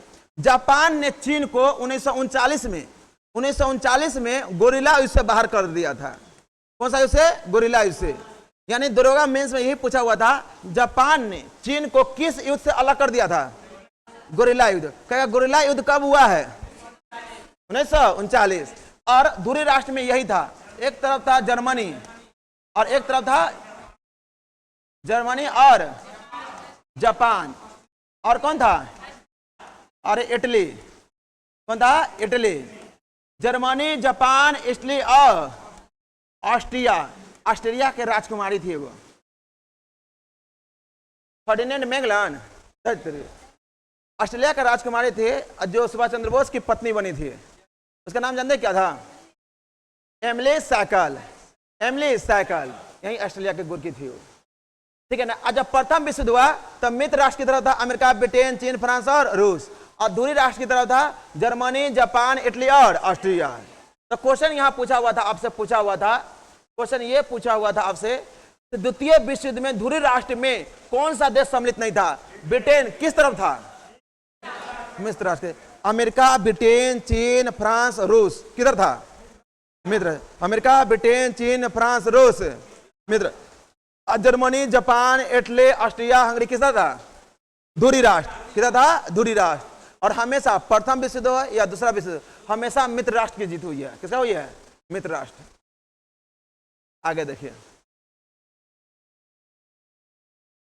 निम्नलिखित देशांतरों में से कौन सा भारतीय मानक समय के लिए संदर्भ के रूप में माना जाता है? तो भारत का देशांतर रेखा कितना डिग्री से जाता है? 82.5 डिग्री। कितना डिग्री से जाता है? 82.5 डिग्री। जितना भी क्वेश्चन करा है सब प्रीवियस ईयर है। हम जो लिख है ना ये सब प्रीवियस ईयर है। उल्टा पुल्टा नहीं सोचना, ऐसे नहीं पूछा हुआ है। इजी है तो इसका मतलब नहीं, सब प्रीवियस ईयर का है। देखिए इसे दरोगा प्रीवियस ईयर है। देखिए पीडीएफ है ना, ये भेज देंगे। देखिए ये भारत होता है, बताएगा तो भारत का कितना डिग्री से देशांतर रेखा होकर जाता है? कितना से कितना जाता है?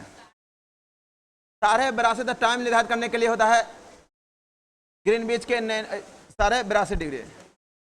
उसके बाद बताइए जो पूर्वी देशांतर कितना डिग्री से स्टार्ट होकर कितना डिग्री तक जाता है? पूर्वी देशांतर कितना डिग्री से होता है? जैसे देशांतर रेखा होता है ना, यहाँ पृथ्वी गोल है, ठीक है ना, और ग्रीनविच से एक रेखा गया है 0 डिग्री, ग्रीनविच से गया है 0 डिग्री, और 1 2 3 4 करते करते करते आएगा तब पूरब में यहाँ पड़ता है भारत, ठीक है ना। तो भारत का यहाँ पड़ता है गुजरात का गोहरमाथा। यहाँ पर देशांतर रेखा कितना डिग्री से स्टार्ट होता है? 8 डिग्री 4 मिनट। आय रे बाप रे बाप, ये होता है अक्षांश रेखा। ये क्या होता है? अक्षांश। क्या होता है? अक्षांश। ये अक्षांश होता है, और ये क्या होता है? देशांतर। क्या होता है? ये देशांतर रेखा होता है। 67.25 इंटू, ठीक है ना, ये होता है देशांतर। यहीं पर आइएगा तो यहाँ कितना से स्टार्ट होता है? 67.25 इंटू 87.97 67 25 से 67.75 होता है। 67.75 से होता है 97.25 मीटर होता है। और इसके बीच का जो डिफरेंस होता है 2 घंटा का, इसके बीच में जो मानक समय होता है वो कितना डिग्री का होता है? 82.5 डिग्री। और कितना रास्ते गुजरता है? 5 रास्ते। कितना रास्ते? 5 रास्ते। सबसे ऊपर में आइएगा तो उत्तराखंड, फिर उत्तर प्रदेश, उसके नीचे में आइएगा तो मध्य प्रदेश, ऊपर में उत्तर प्रदेश, और उसके नीचे में आइएगा तो क्या पड़ता है? छत्तीसगढ़। क्या पड़ता है? छत्तीसगढ़। और उसके नीचे में क्या पड़ता है? और उसके नीचे में आंध्र प्रदेश। तब भारत का मानक समय कितने रास्ते गुजरता है? कौन कौन? उत्तर प्रदेश, मध्य प्रदेश, छत्तीसगढ़, उड़ीसा, आंध्र प्रदेश। 3 गो प्रदेश है, 3 गो प्रदेश, उत्तर प्रदेश, मध्य प्रदेश, आंध्र प्रदेश, और छत्तीसगढ़ और उड़ीसा। यह उत्तर प्रदेश के नैनी से होकर जाता है। कहाँ जाता है? उत्तर प्रदेश के नैनी। यही ना क्वेश्चन पूछ रहा था। देखिए, निम्नलिखित देशांतरों में से कौन सा भारत का मानक समय के संदर्भ में जाना जाता है? सारे 82 डिग्री पूर्वी देशांतर होता है ना, बुझाया? इसमें कोई जान नहीं है ये सब क्वेश्चन। देखिए, बिहार में पहली बार राष्ट्रपति शासन कब लाया गया था? तो बिहार में पहली बार राष्ट्रपति जो शासन लगा था 1968 ईस्वी में। इसरो का स्थापना हुआ 1969। और इसरो का स्थापना से जस्ट पहले बिहार में क्या लगा था? राष्ट्रपति शासन। और बिहार में जो राष्ट्रपति शासन लगा है 8 बार लगा है। कितने बार लगा है? बिहार में राष्ट्रपति शासन कितने बार लगा है? 8 बार। और सबसे ज्यादा बार राष्ट्रपति शासन लगा है कहाँ पे? मणिपुर में। कहाँ पे लगा है? मणिपुर में। सबसे पहला बार कहाँ लगा है? पंजाब में। कहेगा सबसे पहला राष्ट्रपति शासन कहाँ पे लगा है? पंजाब में। सबसे अधिक समय के लिए कहाँ पे लगा था? जम्मू कश्मीर। सबसे अधिक समय के लिए कहाँ लगा था? जम्मू कश्मीर। और सबसे अधिक बार कहाँ लगा है? मणिपुर। कुछ बुझा रहा है? हम पहला बात ये बोले, पहले देखिए, भारत में जो देखिए आपात 3 प्रकार का होता है। एक होता है राष्ट्रपति शासन, एक होता है राष्ट्रीय आपात, एक होता है वित्तीय आपात। राष्ट्रीय आपात, राष्ट्रपति शासन और वित्तीय आपात। राष्ट्रीय आपात की चर्चा अपना संविधान के आर्टिकल 352 में किया गया है। राष्ट्रपति शासन की चर्चा 356 में किया गया है, 356, और राष्ट्रपति 356 में। अब वित्तीय आपात 360। और अपने देश में जो राष्ट्रपति शासन लगा था पहली बार, वो लगा था पंजाब में 1951 ईस्वी में। कब लगा था? 1951 में। यानी पहली बार देश में जो राष्ट्रपति शासन लगा था वो पंजाब में लगा था। ये कब लगा था? 1951 में। उसके बाद सबसे अधिक समय तक के लिए राष्ट्रपति शासन लगा था जम्मू कश्मीर में। कहाँ लगा था? जम्मू कश्मीर में। और सबसे अधिक बार लगा कहाँ पे था? मणिपुर में। और बिहार में कितना लगा है? 8 बार। कितना लगा है? 8 बार। अब बिहार में जो राष्ट्रपति शासन लगा था 1968 में। जब बिहार में राष्ट्रपति शासन लागू हुआ था तो उस टाइम में बिहार का जो मुख्यमंत्री था उसका नाम था भोला पासवान। क्या नाम था? भोला पासवान। और बिहार का उस टाइम में जो राज्यपाल था नित्यानंद कानूनगो। जब बिहार में जब राष्ट्रपति शासन लगा था तो उस टाइम का राज्यपाल कौन था?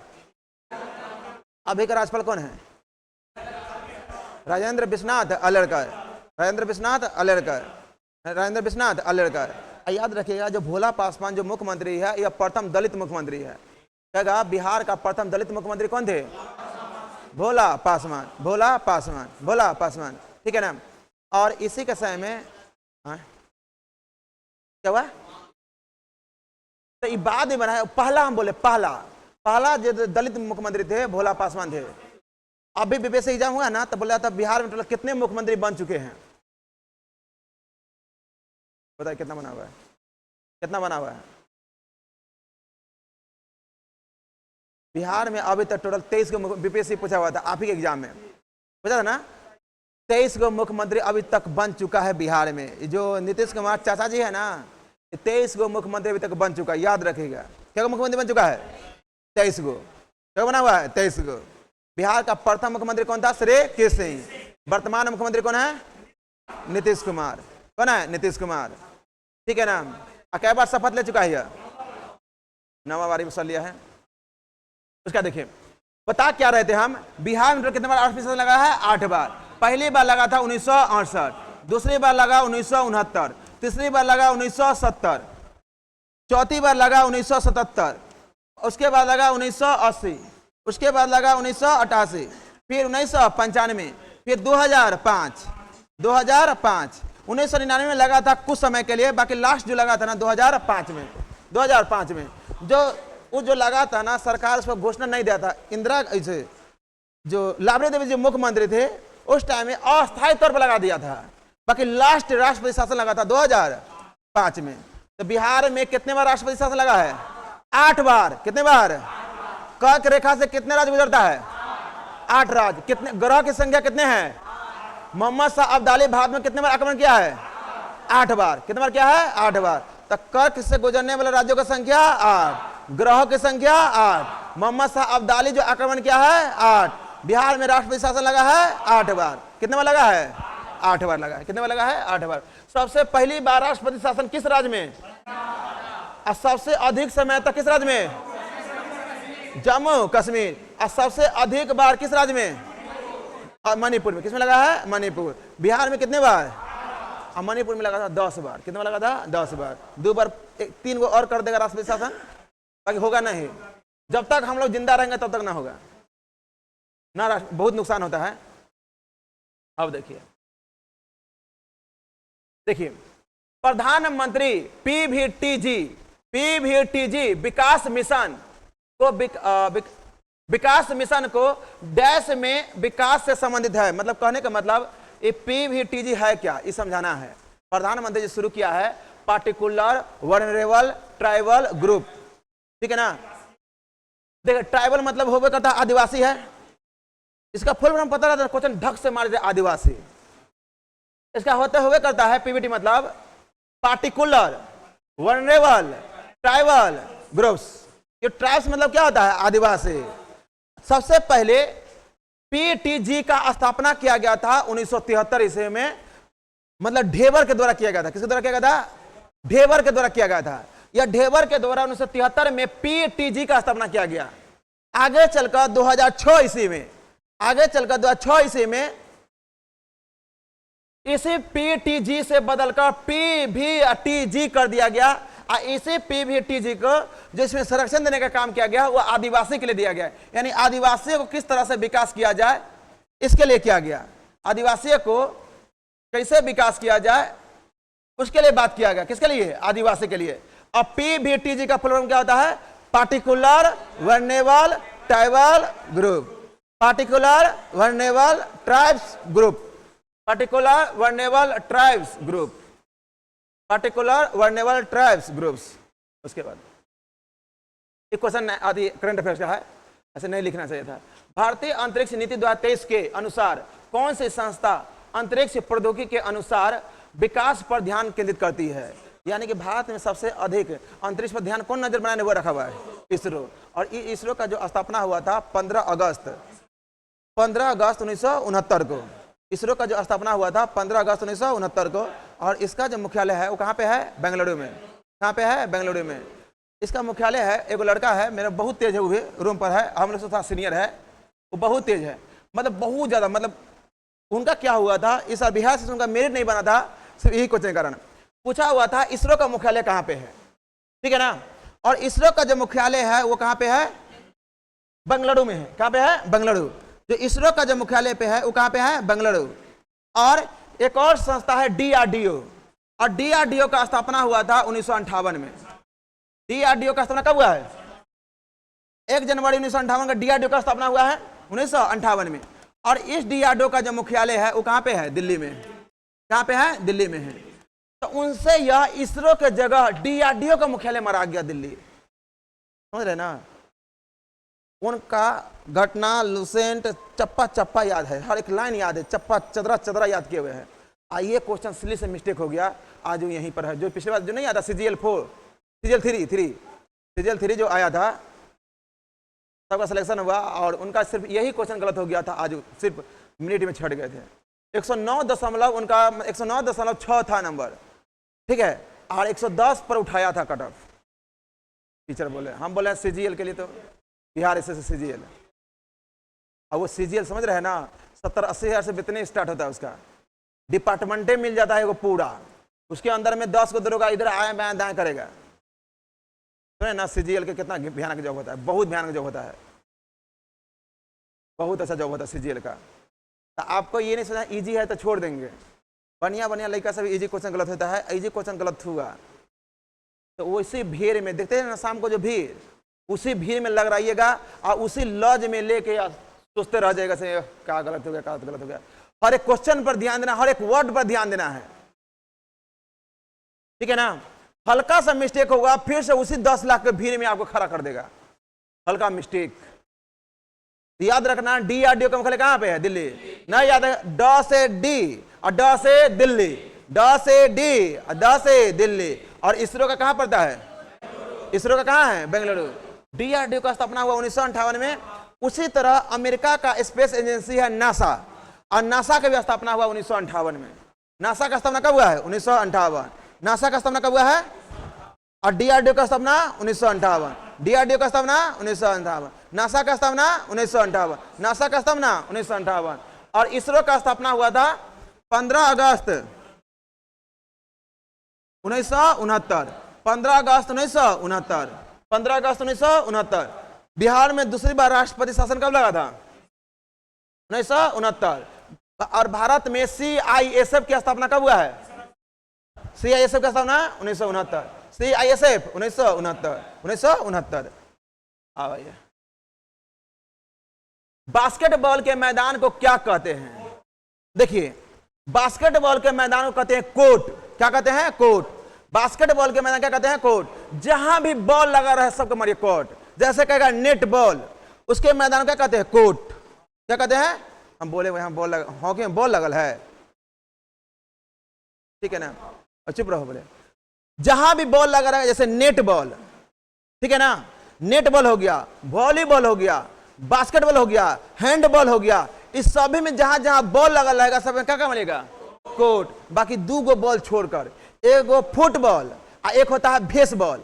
बेसबॉल खेला जाता है डायमंड पर। क्या खेलाता है, डायमंड पर। बेसबॉल क्या खेलाता है, डायमंड पर। Baseball diamond. अब फुटबॉल खेलाता है फील्ड में। फुटबॉल क्या खेलाता है, फुटबॉल फील्ड। और जो बेसबॉल होता है वो क्या खेलाता है, डायमंड में। बाकी वो जहां भी बॉल लगल है, जिसके लास्ट में बॉल लगल है, यहां पर लगा ना बॉल, जो हो गया नेट बॉल हो गया, हैंडबॉल हो गया, वॉलीबॉल हो गया, ठीक है ना, ये सब कहां खिलाता है, कोर्ट में। और उसके साथ साथ कोर्ट में खिलाता है हॉकी, साथ साथ खिलाता है टेनिस और स्क्वैश। क्या खिलाता है, स्क्वैश।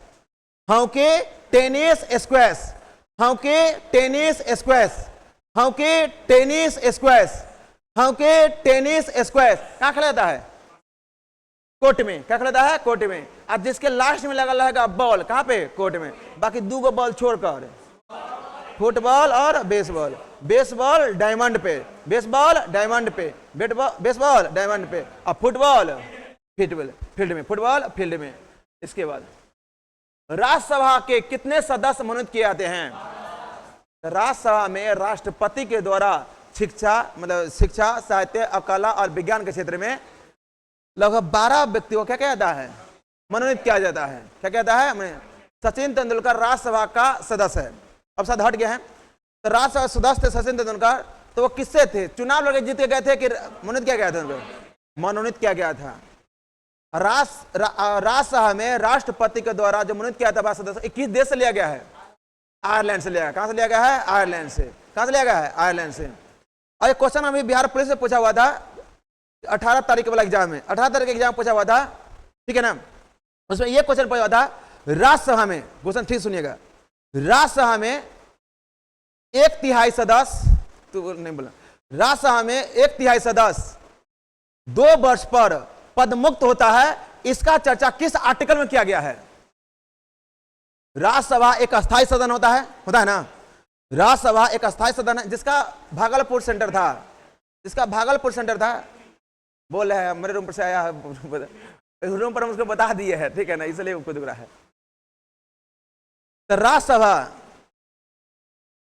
वो मेरा पार्टनर है, ठीक है ना, वो ठीक है, वो मेरे साथ रहता है जीके, वो बादशाह बनने वाला है, आने वाला फ्यूचर के, वो जीके का बादशाह बनेगा। हम क्वेश्चन ये कहें राज्यसभा एक अस्थायी सदन होता है, क्या होता है? अस्थायी सदन होता है ना? राज्यसभा अस्थायी सदन होता है, और अस्थायी सदन में वो कभी विघटन नहीं हो सकता है, ठीक है ना?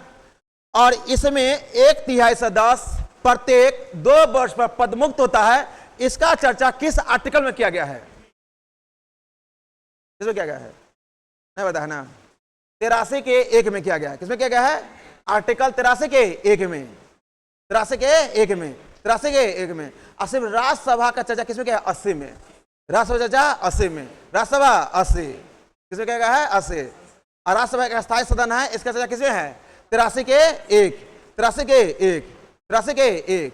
और राज्यसभा में 12 सदस्यों का मनोनयन किया जाता है, इसका चर्चा किस आर्टिकल में है? इसका चर्चा जो किया गया राज्यसभा 12 सदस्यों का, इसका 80 के 3 में, 80 के 3, 80 के 3 सब पढ़े हुआ है, पॉलिटिक्स सब टीचर यहाँ दुद्दू बाती दे पड़े तो फंस रहा है। 80 के 3, 80 के 3 किसे है? 80 के 3 में है। राज्यसभा में 12 सदस्यों का जो मनोनयन किया जाता है, इसका किस आर्टिकल में है? 80 का 3। राज्यसभा एक अस्थायी सदन होता है, इसका 1/3 सदस्य प्रत्येक 2 वर्ष पर पदमुक्त होता है, 83 के 1, 83 के 1 है ना? याद रखिएगा, पूरा प्रीवियस ईयर को पकड़ बनाना, पूरा इतना बनाना है ना, क्वेश्चन कहीं से भी आए छूटना ना चाहिए। जो पिछले 4 साल से कर रहा है ना, उसके बस हम 4 महीना में गिरना, 4 महीना में इतना आगे निकल जाना है, ठीक है ना? किसी का अभी आ रहा है 70-80, तो आपका 90 से कम नहीं आना चाहिए, सुने ना? 2-3 महीना में वो जीके में बदलाव होना चाहिए, वो बदलाव होना चाहिए जो पिछले 5 साल तय करने वाला का ना हो, ठीक है? जो भी बोले हैं, ठीक है? तो आपका तैयारी जबरदस्त होना चाहिए, क्योंकि आपके पीछे जो है ना 2 आदमी गटगट मतलब लगाए हुए देख रहा है, पीछे आपके 2 गो चेहरा ऐसे है जो रात दिन उम्मीद लगाए बैठे हुआ है, ठीक है ना? माँ बाप को होता है ना, यदि आप बाप के मजबूरियां नहीं समझ रहे हैं, अब माँ के आंख में पड़ रही झुड़ियां नहीं समझ रहे हैं, तो इससे बड़ा गद्दारी कुछ नहीं हो सकता है।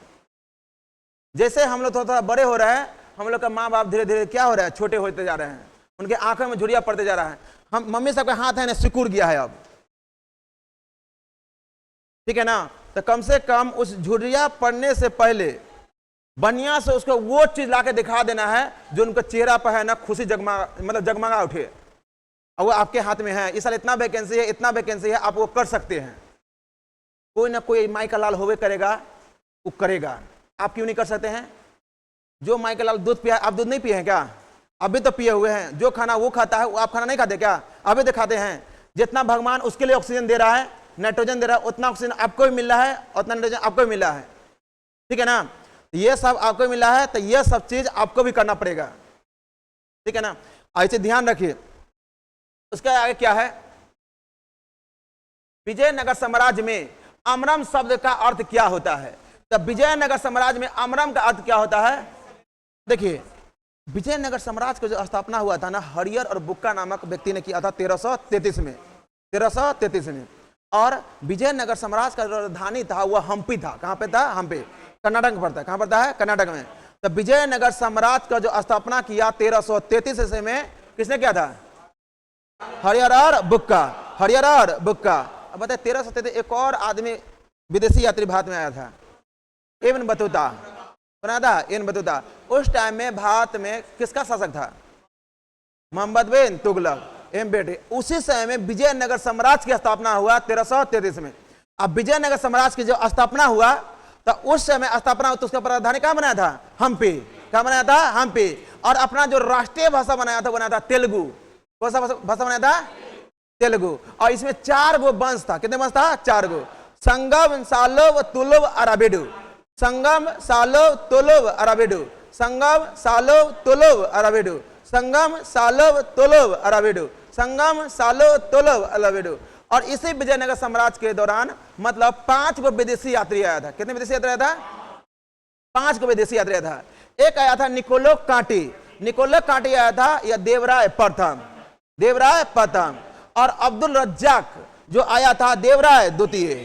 देवराय द्वितीय। निकोलो कांटे देवराय प्रथम। निकोलो कांटे देवराय प्रथम। निकोलो कांटे देवराय प्रथम। अब्दुल रज्जाक देवराय द्वितीय। अब्दुल रज्जाक देवराय द्वितीय। और एक आया था अच्युत राय। मतलब अच्युत राय के दरबार में आया था ये नुनीज। कौन आया था? नुनीज। अच्युत राय के दरबार में कौन आया था? नुनीज। अच्युत राय के दरबार कौन आया था? नुनीज। अच्युत राय के दरबार में नुनीज। और जो बारबोसा आया था और डोमिंग पायस आया था। बारबोसा और डोमिंग पायस या कृष्ण देव राय के दरबार में आया था। बारबोसा और डोमिंग पायस। देखिए नहीं याद रहेगा ना? देखिए प्यास लगता है ना तो हम लोग कृष्ण भगवान को याद करते हैं, ठीक है ना? हम लोग बार बार याद करते हैं। राधा राधा बोलिए, बार बार याद कीजिए, ठीक है ना? क्योंकि कृष्ण भगवान का गर्लफ्रेंड का जो नाम था ना राधा था। क्या नाम था? राधा। और उसी लिए जीते थे मरते थे। राधा। राधा का नाम लीजिएगा तो समझिए एक तरफ से कृष्ण का याद कर रहे हैं, ठीक है? उनका 2 शरीर नहीं था, एक शरीर 2 जान बसता था। मतलब 2 शरीर में एक ही जान बसता था। उल्टा करा गया, 2 शरीर में एक ही जान। राधा के शरीर में कृष्ण बसते थे और कृष्ण के शरीर में कौन बसता था? राधा। राधा बोलिए या कृष्ण बोलिए एक ही बात है। तब बार बार बोलते बारबोसा। किसके दौरान था? कृष्ण के दौरान में।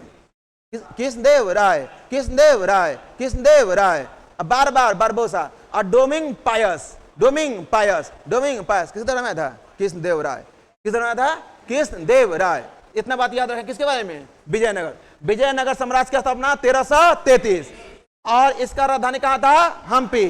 राजधानी कहाँ था? हम्पी। राजधानी कहाँ पर था? हम्पी। और इसकी भाषा क्या था? भाषा तेलुगु। भाषा तेलुगु। निकोलो कांटी जो आया था किसके दौरान में आया था? देवराय। देवराय प्रथम। देवराय प्रथम। अब्दुल रज्जाक किसके दौरान में आया था? देवराय द्वितीय। देवराय द्वितीय। देवराय द्वितीय। और नुनीज आया था किसके दौरान में? अच्युत राय। नुनीज आया था अच्युत राय।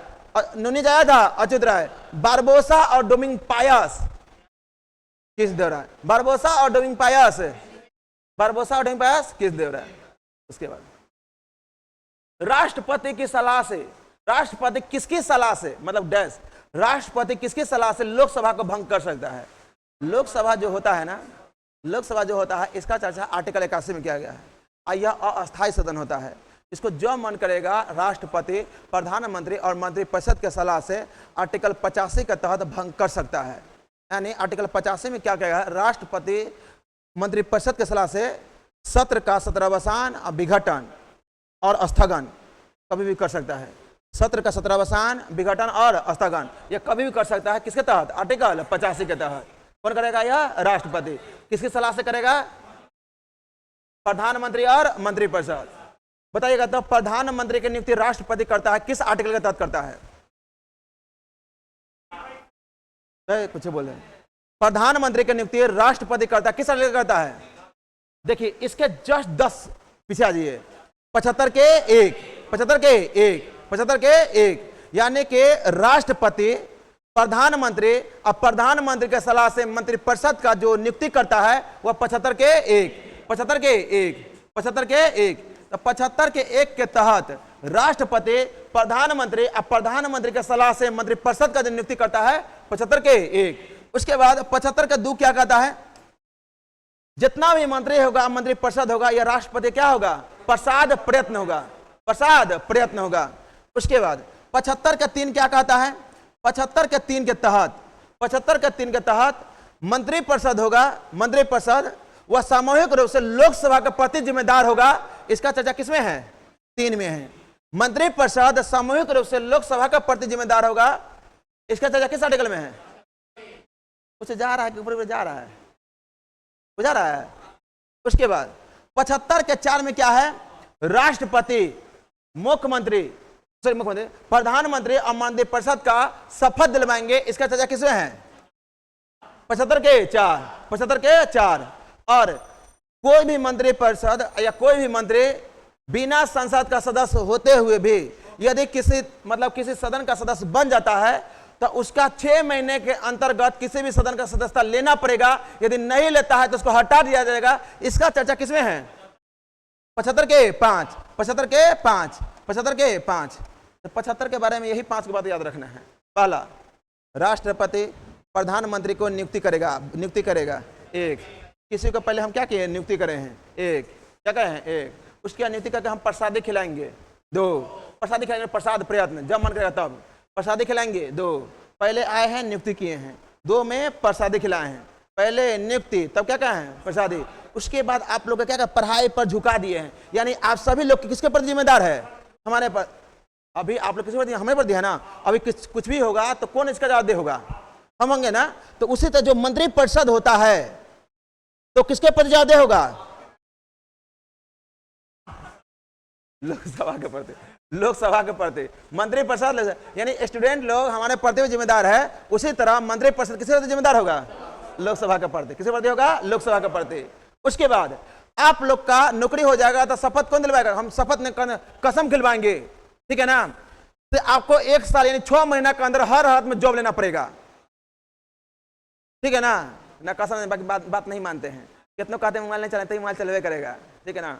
मोबाइल चलाना लग रहा है किसी धरती पर नहीं चलाएंगे तो मृत्यु हो जाएगा, वैसा बराबर हो गया आजकल के। आजकल का किताब से ज्यादा मोबाइल पर ध्यान रखता है। यदि किताब पर 3 घंटा पढ़ेगा तो मोबाइल पर 8 घंटा बिताएगा। वो कहेगा हमको नौकरी नहीं हो रहा है। कैसे होगा? बिता रहे जहां बिताना चाहिए समय नहीं बिता रहा है, और जहां नहीं बिताना चाहिए वहां बिता रहे हैं। एग्जामिनर नहीं पूछता है दिन भर कमरिया करे हाय देख रहे थे, उन्हें नहीं पूछता है। एग्जाम में तो वो पूछेगा जो किताब में लिखा हुआ है, और किताब में वो हर चीज लिखा जा चुका है जिससे नौकरी लिया जा सकता है, समझ ना। किताब में वो हर चीज लिखा जा चुका है जिससे पढ़ के नौकरी लिया जा सकता है। आप नहीं पढ़ते हैं इसलिए अभी तक नौकरी नहीं हुआ है। आप जिस दिन से पढ़ना स्टार्ट कर दीजिएगा उस दिन से आपका लगभग 6 महीना के अंदर नौकरी हो जाएगा। अब लिख लीजिए। अब फिर भी जाके पढ़ते रहेगा, बीच में मोबाइल घुसा लीजिएगा तो फिर दिक्कत होगा। जो नौकरी होने वाला रहेगा 6 महीना में, वही नौकरी हो जाएगा 6 साल में। बाल उड़ जाएगा, दिमाग खराब हो जाएगा, पत्नी से मारेंगे, धूसा मार के जही नहीं करते कुछ, ठीक है ना, होबे करेगा। देखिए, तो राष्ट्रपति किसकी सलाह से लोकसभा का भंग कर सकता है? प्रधानमंत्री और मंत्रिपरिषद। प्रधानमंत्री और किस आर्टिकल के तहत? प्रधानमंत्री की नियुक्ति राष्ट्रपति करता किसके तहत? 75 के 1, 75 के 1। प्रसाद प्रयत्न होगा, लोकसभा प्रति जिम्मेदार होगा। शपथ दिलवाएंगे। किसी भी सदन का सदस्य नहीं है तो 6 महीना के अंदर किसी सदन का सदस्य लेना पड़ेगा, नहीं तो हटा देंगे। 75 के 5, 75 के 5, 75 के 5। आगे देखिए, प्रायद्वीपीय पठार की सर्वोच्च चोटी कौन सा है? प्रायद्वीपीय पठार का सर्वोच्च चोटी जो है अनाईमुडी है। यह 2 राज्य में पड़ता है, तमिलनाडु और केरल। और यह भारत के दक्षिण भारत की सबसे ऊंची चोटी कौन सा है? अनाईमुडी। और दूसरी ऊंची चोटी है दोदा बेटा। कौन है? दोदा बेटा। वही आता है, 2 घाट भी आता है। कितने घाट आता है? 2। देखिएगा, पश्चिम भारत में यहाँ पे हो गया अनाईमुडी, यहाँ पे हो गया दोदा बेटा। यहाँ अनाईमुडी, यहाँ पे दोदा बेटा। उसके बाद एक आता है पूर्वी घाट, एक आता है पश्चिमी घाट। पूर्वी घाट का पूछेगा ऊंची चोटी का नाम क्या है? तो कोई बता सकता है? पूर्वी घाट का ऊंची चोटी का नाम क्या है? जिंगागारा। क्या नाम है? जिंगागारा। पूर्वी घाट का ऊंची चोटी का नाम क्या है? जिंगागारा। पूर्वी चोटी का ऊंची चोटी का नाम क्या है? हम जानते थे, आप लोग अनाईमुडी बोलिएगा। ये सब पहले पूछता था, 8 साल 10 साल पहले नौकरी लेने के लिए ये सब पूछता है। पूर्वी घाट का ऊंची चोटी का नाम क्या है? जिंगागारा। क्या है? जिंगागारा। अब पश्चिमी घाट का ऊंची चोटी क्या है? तो पश्चिमी घाट को 2 भागों में बट गया है। कितने भाग में? 2 भाग में। एक हो गया उत्तरी सह्याद्री और एक हो गया है दक्षिणी सह्याद्री। उत्तरी सह्याद्री का ऊंची चोटी कलसुबाई। उत्तरी सह्याद्री का ऊंची चोटी कलसुबाई। इसका माथा दुखा रहा है, माथा दुखा रहा है बाबू। तो उत्तरी सह्याद्री का ऊंची चोटी का नाम क्या है? कलसुबाई। और दक्षिणी सह्याद्री का ऊंची चोटी का नाम क्या है? कुद्रेमुख। दक्षिणी सह्याद्री का ऊंची चोटी कुद्रेमुख। उत्तरी सह्याद्री का ऊंचे चोटी पल्सुबाई, और पूर्वी घाट का ऊंचे चोटी जिंगागारा। दक्षिण भारत का और सबसे ऊंचा चोटी अनाईमुडी, दूसरा ऊंची चोटी दोदा बेटा, दूसरा ऊंची चोटी दोदा बेटा, दूसरा ऊंची चोटी दोदा बेटा, ठीक है ना। और यहाँ पाइएगा एक और पर्वत अरावली पर्वत का ऊंची चोटी गुरु शिखर, क्या है गुरु शिखर। यहाँ पाइएगा तो सतपुरा पड़ता है, ठीक है ना। सतपुरा के ऊंची चोटी धूपगढ़, सतपुरा के धूपगढ़ नहीं याद रहेगा ना तो शर्ट पैंट, शर्ट और पैंट कहाँ सुखाते हैं धूप में, तो सतपुरा की ऊंची चोटी धूपगढ़। उसके बाद विंध्य पर्वत का ऊंची चोटी सद्भावना दूत, क्या होता है सद्भावना दूत। विंध्य पर्वत का ऊंची चोटी का नाम क्या है सद्भावना दूत। सद्भावना दूत होता है यहाँ पर देखिए, विंध्य पर्वत है जब भारत का दो भाग बढ़ता है, एक उत्तरी भारत एक क्या बढ़ता है दक्षिणी भारत, उत्तरी भारत और दक्षिणी भारत। और इसी विंध्य पर्वत का जो ऊंचा चोटी है क्या है सद्भावना दूत, क्या है सद्भावना दूत, सद्भावना दूत। और वहीं पड़ता है अरावली, अरावली का क्या है गुरु शिखर, क्या है गुरु शिखर। चलिए आगे बढ़ा जाए, क्या हो गया छोड़ दे। देखिए कितना टाइम हो रहा है। मोती प्राप्त करने के लिए संवर्धन किया जाता है। मोती समझते हैं, मोती जैसे लक्षद्वीप में जो परवाल भित्ति जो होता है उसी को मोती बोलते हैं, जो परवाल भित्ति होता है ना उसी को मोती बोलते हैं। और उसी का नाम होता है हिंदी में आयस्टर, क्या होता है जो परवाल भित्ति है। जैसे आप देख लीजिए कच्छ की खाड़ी हो गया, मन्नार की खाड़ी हो गया, कच्छ की खाड़ी हो गया, मन्नार की खाड़ी हो गया, लक्षद्वीप जो हो गया, ठीक है ना। ये सब मूंगा चट्टान से बना हुआ है, किससे बना हुआ है मूंगा चट्टान से बना हुआ है। और इसे क्या बोलते हैं एस्टर, क्या बोलते हैं एस्टर। तो मोती प्राप्त करने के लिए किसका संवर्धन किया जाता है एस्टर का, किसका संवर्धन किया जाता है एस्टर का। मोती प्राप्त करने के लिए किसका संवर्धन किया जाता है एस्टर का। मोती प्राप्त करने के लिए किसका संवर्धन किया जाता है एस्टर का। मोती प्राप्त करने के लिए किसका संवर्धन किया जाता है समर्थन कर समझते हैं ना, जमा करना एस्टर का। आज समझे लक्षद्वीप होता है, ठीक है ना। तो लक्षद्वीप से कितना याद रखे, तीन चार बात याद रखेगा। लक्षद्वीप में एक ये द्वीप है जिसका नाम है पिटली द्वीप, कैसा है पिटली द्वीप। ये पिटली जो द्वीप है ये किसके लिए प्रसिद्ध है पक्षी के लिए। पिटली जो द्वीप है किसके लिए प्रसिद्ध है पक्षी के लिए। प से पिटली या प से पक्षी, प से पिटली प से पक्षी। और यहाँ पर लक्षद्वीप में ही एक हवाई अड्डा है, एक हवाई अड्डा पता है, वो किस द्वीप पर पड़ता है अगाती पर पड़ता है। किसे पड़ता है अगाती, यानी पिटली पर पक्षी और अगाती पर हवाई अड्डा, अगाती पर हवाई अड्डा, अगाती पर हवाई अड्डा, अगाती पर हवाई अड्डा। तो कहेगा लक्षद्वीप में किस द्वीप पर हवाई अड्डा पाया जाता है, और लक्षद्वीप में किस द्वीप पर एक पक्षी अभयारण्य है पिटली पर। किस पे है पिटली। केंद्रशासित प्रदेश में सबसे ज्यादा साक्षरता वाला केंद्रशासित प्रदेश कौन सा है लक्षद्वीप। कौन सा है लक्षद्वीप। सबसे कम जनसंख्या वाला कौन सा है लक्षद्वीप है। लक्षद्वीप में कौन सा भाषा बोला जाता है मलयालम। और वहां का रहने वाला भाषा बोलता है महल भाषा। कौन सा भाषा महल भाषा। कौन सा भाषा महल, मलयालम और महल, मलयालम महल। देखिए मनुष्य के नेत्र में पुतली के आकार का नियंत्रण को करता है। पुतली होता है पुतली, उसका आकार को नियंत्रण को करता है परितारिका। परितारिका को इंग्लिश में क्या बोलते हैं आयरिस। और आयरिस में कितने कलर होते हैं तीन। कितने होता है तीन। आयरिस में कितने कलर होता है तीन। एक होता है काला, एक होता है नीला, एक होता है भूरा। जो नया नया बिलाई में देखिएगा उस सबका भूरा कलर होता है। हम लोग को जितना आदमी सबका कैसा है काला है। कैसा होता है काला। अब विदेशी सब होगा छिलल मुर्गा वाला, उस सबका होगा नीला। कैसा होगा नीला। कैसा होता है नीला। तो आयरिस में कितने कलर होता है तीन कलर, नीला भूरा और काला, नीला भूरा और काला। बिलाई में कैसा होता है भूरा, बिलाई में भूरा। अब विदेशी मुर्गा वाला में नीला, हम लोग में काला, हम लोग में काला, हम लोग में काला। तो आयरिस में होता है ना, आयरिस यह रंग का निर्धारण करता है। किसे करता है रंग निर्धारण। कितने कलर होता है तीन। कौन कौन होता है लाल नहीं होता है, काला नीला और भूरा, काला नीला और भूरा। और हमारे आंखों में जो पुतली होता है बीच में दिखेगा इतना वो छेंदा वाला जो होता है ये यहाँ पर देखिए, ये अखिया बनाते हैं। अखिया है ये। और अखिया में ये जो है ये वाला है, ये है कॉर्निया। क्या है कॉर्निया। अखिया में ये क्या है कॉर्निया। और किसी को हम दान करते हैं ना तो कॉर्निया ही करते हैं। किसी को दान करते क्या करते हैं कॉर्निया। और इसी कॉर्निया में यहाँ पर देखिएगा एगो पतला सा ऐसे होगा गोल गोल, अखिया के जहां नीला भूरा काला होता है उसके बीच में भी वो होता है। ऐना में जाके देखिएगा, आइए ऐना में देखिएगा, जहां पर कॉर्निया होता है ना उसके बीच उठल होता है, उसके बीच में भी एक इतना गोल होता है, और वो होता है, जानते हैं क्या होता है? वो परितारिका होता है। क्या होता है? परितारिका। और उसी में है परितारिका, प्रकाश प्रवेश करता है, यानी प्रकाश किस में प्रवेश करता है? परितारिका में। किसमें प्रवेश करता है? परितारिका में। और आंखों में जो लेंस पाया जाता है वो कौन सा लेंस होता है? उत्तल लेंस। उत्तल क्या होता है? उठल होता है। देखिएगा ये उत्तल क्या है? उठल है। उत्तल क्या है? उठल है। और आंखों में कौन सा लेंस होता है? उत्तल लेंस। आंखों में कौन सा लेंस होता है? उत्तल लेंस होता है। कौन सा लेंस होता है? इस बार दरोगा का मेन से पूछा हुआ था, आंख का गोलक का व्यास कितना होता है? आंख का गोलक का व्यास कितना होता है? आंख का, इस सब देखिए, इस सब का मजाक मत लीजिएगा, इस सब क्वेश्चन बहुत इंपॉर्टेंट, समझ रहे हैं ना? बहुत सारा बढ़िया बढ़िया लेकर क्वेश्चन गलत हो गया था, क्वेश्चन बढ़िया बढ़िया जो पढ़ता है लगता है कि रात दिन, उस सब का क्वेश्चन। आंख का गोलक का व्यास जो होता है 2.3 सेंटीमीटर, 2.3 सेंटीमीटर, 2.3 सेंटीमीटर होता है। और आंखों का जो अपवर्तनांक होता है, आंखों का जो अपवर्तनांक होता है वह 1.33 होता है। आंख का अपवर्तनांक कितना होता है? 1.33, 1.33, 1.33, 1.33। आंखों में जो पाया जाता है वो पाया जाता है प्रोटीन। क्या पाया जाता है? प्रोटीन। आंखों में क्या पाया जाता है? प्रोटीन। और आगे में जो यहाँ पर जो द्रव पाया जाता है उसको बोलते हैं एक्वस ह्यूमरस। क्या बोलते हैं? Aqueous humours, aqueous humerus.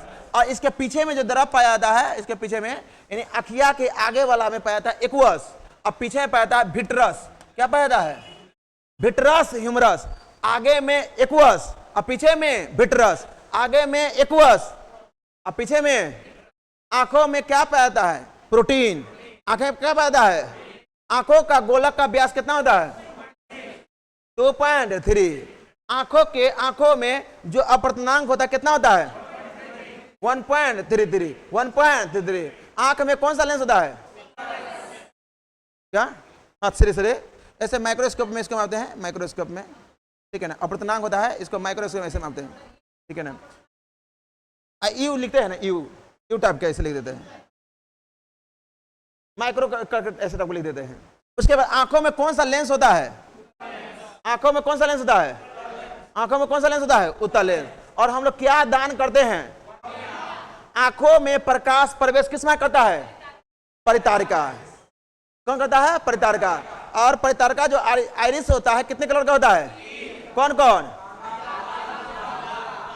क्या होता है? काला, भूरा और नीला। काला, भूरा और नीला। आंखों का गोला कितना होता है? अपवर्तनांक कितना होता है? 1.3। और लेंस कौन सा होता है? उत्तल लेंस। उत्तल लेंस होगा तो क्या होगा? वास्तविक होगा। और जहां वास्तविक होगा वहां पर कैसा बनाएगा? उल्टा और छोटा। उत्तल लेंस हमेशा छोटा बनता है ना प्रतिबिंब, इसे हम लोग प्रकाश से पढ़े थे, उसमें देखा थे तो वास्तविक, उल्टा और छोटा। यहाँ प्रतिबिंब बनेगा वह वास्तविक, उल्टा और छोटा, वास्तविक, उल्टा और छोटा, वास्तविक, उल्टा और छोटा, वास्तविक, उल्टा और छोटा, ठीक है ना? और इसका जो प्रतिबिंब बनता है वो कहाँ बनता है? रेटिना पर। कहाँ बनता है? रेटिना पर। प्रतिबिंब कहाँ बनता है? रेटिना में बनता है। कहाँ बनता है? रेटिना पर। प्रतिबिंब कहाँ बनता है? रेटिना पर। आगे इसका देखिए आगे। तो मनुष्य में नेत्र में पुतली के आकार को कौन नियंत्रण करता है? परितारिका। कौन करता है? परितारिका। अधिक अपवर्तनांक वाला माध्यम क्या होता है? तब देखिए, अधिक अपवर्तनांक वाला जो होता है, सबसे अधिक किसका अपवर्तनांक होता है? हीरा का होता है ना। देखिए, जो प्रकाश का चाल होता है ना, प्रकाश का चाल होता है, ठीक है ना? तो किसमें सबसे अधिक प्रकाश चाल किसमें होता है? निर्वात में। उसके बाद किसमें होता है? सबसे अधिक किसमें होता है? तो गैस में होता है। प्रकाश की चाल सबसे अधिक किसमें होता है? निर्वात मतलब कुछ नहीं, शून्य। सबसे अधिक किसमें होता है? गैस में। उसके बाद किसमें होता है? द्रव में। और उसके बाद किसमें होता है? उसका किसमें होता है? ठोस में होता है। किसमें? ठोस में तो ना के बराबर। क्या प्रकाश की चाल ठोस पार कर जाएगा क्या? नहीं प्रकाश पड़ेगा। और देखिए गैस में धप से पार कर जाएगा, ठीक है ना? और सबसे अधिक निर्वात में करवे करता है। सबसे किसमें करता है? निर्वात में। उसके बाद गैस में, उसके बाद द्रव में, उसके बाद ठोस में। इसी का जस्ट बोलता है ध्वनि। ध्वनि होता है ना, सबसे अधिक किसमें करेगा? उसके बाद किसमें करेगा? उसके बाद किसमें करवे नहीं करता है? क्या ध्वनि निर्वात में प्रकाश का गमन करता है? सॉरी, अपना ध्वनि गमन होता है? नहीं होता है। अंतरिक्ष में चल जाएगा ना, निर्वात में अंतरिक्ष में चल जाएगा तो वहां कुछ बोलेगा, आव आव बोलते रहिएगा, कुछ सुनाई नहीं देगा, ठीक है ना। अब प्रकाश जस्ट इसके अपोजिट होता है, सबसे अधिक किसमें करता है? निर्वात, उसके बाद द्रव, उसके बाद ठोस, किसमें करता है? ठोस। तब प्रकाश के चाल सबसे अधिक निर्वात, तब गैस, तब द्रव, तब ठोस। और ध्वनि के चाल सबसे अधिक, उसके बाद निर्वात में नहीं होता है। अधिक अपर्तनांक वाला माध्यम होता है। यहां देखिए, दूसरे माध्यम के अपेक्षा प्रकाशित क्या होता है? सघन होता है। देखिए अब बताइए, प्रकाश बताइएगा तो एक कण ऐसा है, एक कण ऐसे है, और एक कण तो और सटल है, कैसे कैसे बन रहा है, और सटल है, और एक कण है साफ सटल है। अब बताइए में सघन सबसे ज्यादा किसमें है? सघन इसमें है, उसके बाद किसमें है? उसके बाद तो इसमें प्रकाश अधिक करेगा, उसके बाद किसमें करेगा? इसमें क्या कर पाएगा?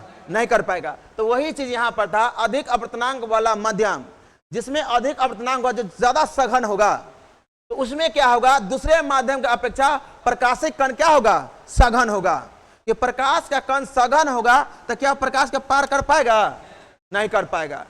जैसे सघन चीज भी होता है, जैसे में ठोस, जैसे में देख लीजिए शीशा, वो शीशा है ना, ठोस है, क्या उसमें प्रकाश पार कर रहा है कि नहीं कर रहा है? और उसी के आगे एक और हम सघन चीज लगा देंगे, एक और शीशा लगा देंगे, प्रकाश करेगा, बाकी हल्का क्या हो जाएगा? कम हो जाएगा। तो वही तो कह रहा है, दूसरे माध्यम की अपेक्षा प्रकाशित सघन क्या हो जाएगा? कम हो जाएगा। क्या हो जाएगा? कम हो जाएगा। उसके आगे 3-4 को और लगा देंगे, 10 को लगा देंगे, क्या पार कर पाएगा? नहीं कर पाएगा। अब देखिए आगे, देखिए सतलुज तथा काली नदी के मध्य हिमालय जाना जाता है। तो सतलुज तथा काली नदी के मध्य हिमालय जाना था किसके नाम से?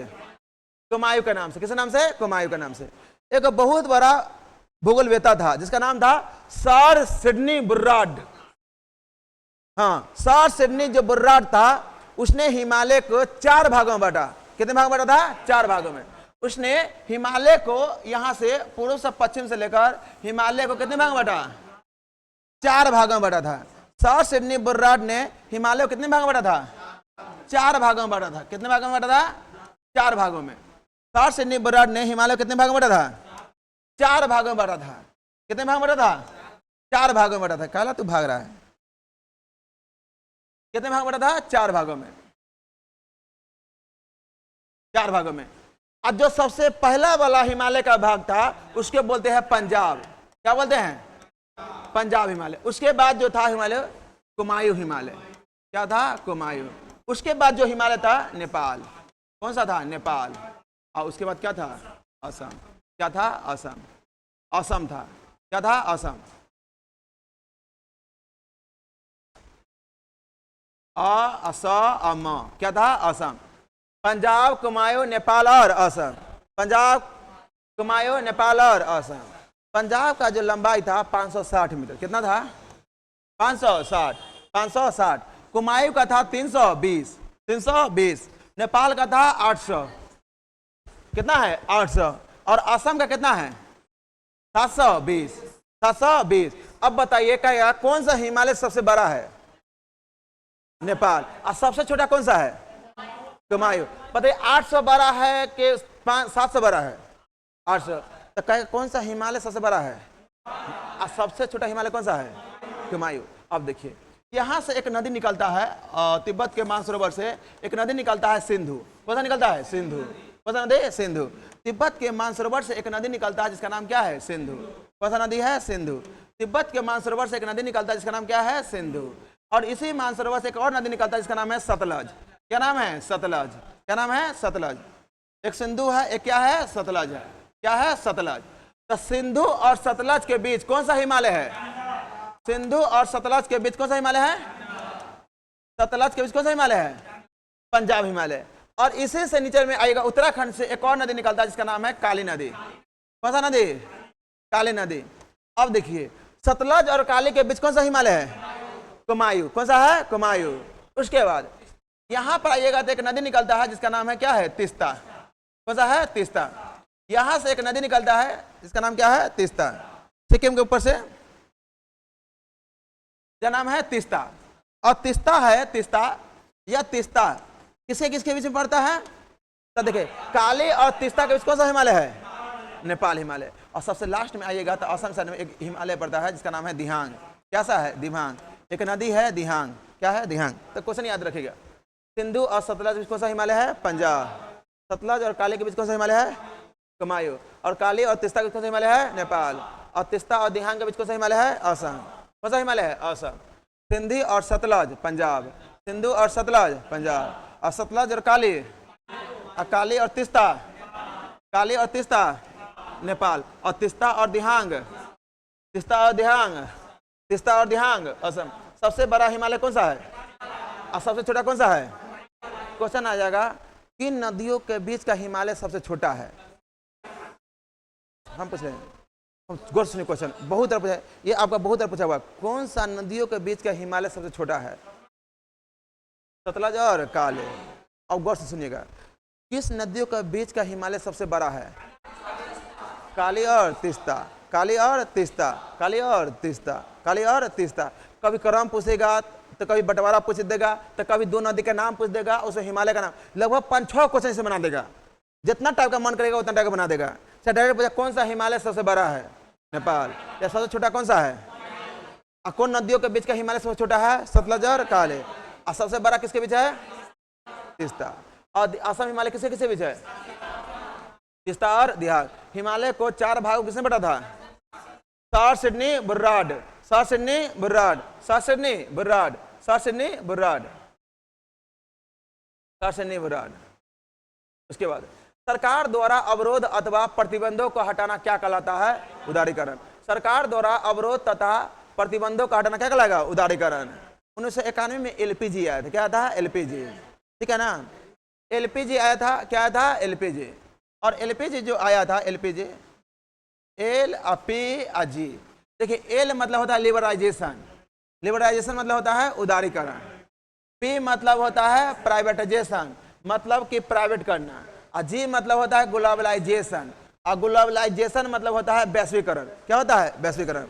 देखिए उदारीकरण किसे कहते हैं, प्राइवेट किसे कहते हैं, और वैश्वीकरण किसे कहते हैं? निजीकरण। मतलब प्राइवेट मतलब है निजीकरण, निजीकरण। हाँ 1991 में, 1991 में देखिए जो एलपीजी उदारीकरण होता है, उदारीकरण किसे कहते हैं? उदारीकरण वैसे क्षेत्रों कहते हैं जहां पर सरकार ने उस बिजनेस को प्रतिबंधित कर दिया है, फिर से देखा वहां पर लोगों की सुविधा के लिए फिर से बिजनेस को स्टार्ट कर दिया हो। जैसे ऐसा होना नहीं चाहिए, बिहार में शराबबंदी बंद है, ठीक है ना, सरकार का इनकम थोड़ा घट गया है और लोगों को पीने खाने में बहुत दिक्कत हो रहा है। नेपाल जाना पड़ जाता है, तो उत्तर प्रदेश जाना पड़ जाता है, झारखंड जाना पड़ जाता है, ठीक है ना, और नहीं तो कहीं चल जाता है, घाट पर जाना पड़ जाता है, कलकत्ता भी चल जाना पड़ता है। तो सरकार को लग जाए तो इससे हमको नुकसान हो रहा है, क्यों ना फिर से उस बिजनेस को स्टार्ट कर दे, मतलब उस शराब जो बंद उसको स्टार्ट कर दिया जाए। तो सरकार जो बिजनेस बंद कर दिया है, बिजनेस करने का मतलब जो चीज मतलब जिस व्यापार को बंद प्रतिबंध कर दिया है, उसी चीज को फिर से स्टार्ट कर दे, उसी को कहते हैं उदारीकरण। ना बुझाया? हाँ, यानी सरकार बंद किए हुए बिजनेस को, व्यवसाय को फिर से चालू कर दे, उसे क्या करेंगे? उदारीकरण। प्राइवेट देश में, अपना देश में प्राइवेटाइजेशन किसे कहते, निजीकरण किसे कहते हैं? वैसा सेक्टर जहां पर निजी व्यक्तियों का अधिकार दे दे, उसे क्या बोलेंगे? प्राइवेटाइजेशन। जैसे भारत में बहुत सारा बैंक ऐसा है जो प्राइवेट बैंक है ना, एचडीएफसी हो गया, आईसीआईसीआई हो गया, ये सब किसका है? प्राइवेटाइजेशन है, निजीकरण का बैंक है। ग्लोबलाइजेशन किसे कहते हैं? वैसा व्यापार जो घरेलू अर्थव्यवस्था के साथ विदेश की अर्थव्यवस्था के साथ मिलाना, इसी को क्या बोलते हैं? ग्लोबलाइजेशन, यानी कि वैश्वीकरण। यानी कि घरेलू अर्थव्यवस्था को विदेश की अर्थव्यवस्था से मर्ज करना ही क्या कहलाएगा? वैश्वीकरण। यानी घरेलू अर्थव्यवस्था को विश्व की अर्थव्यवस्था के साथ मिलाना ही क्या कहलाएगा? वैश्वीकरण, ग्लोबलाइजेशन। यानी ग्लोब, पूरा विश्व में व्यापार रहेगा, इसको क्या कहेंगे? ग्लोबलाइजेशन। ये कब आया था? 1991 में। तो बताइए, सरकार द्वारा अवरोध, अवरोध मतलब क्या होता है? मतलब दिक्कत, अथवा प्रतिबंध को हटा लिया, यानी कि जो दिक्कत दे रहा था, जो बिजनेस बंद कर दिया था, और उसी को हटा लिया, यानी शुरू कर दिया, उसको क्या कहेंगे? मुझे कितना आसान है ये। यानी बंद किए हुए बिजनेस को फिर से ही चालू कर देना उदारीकरण है।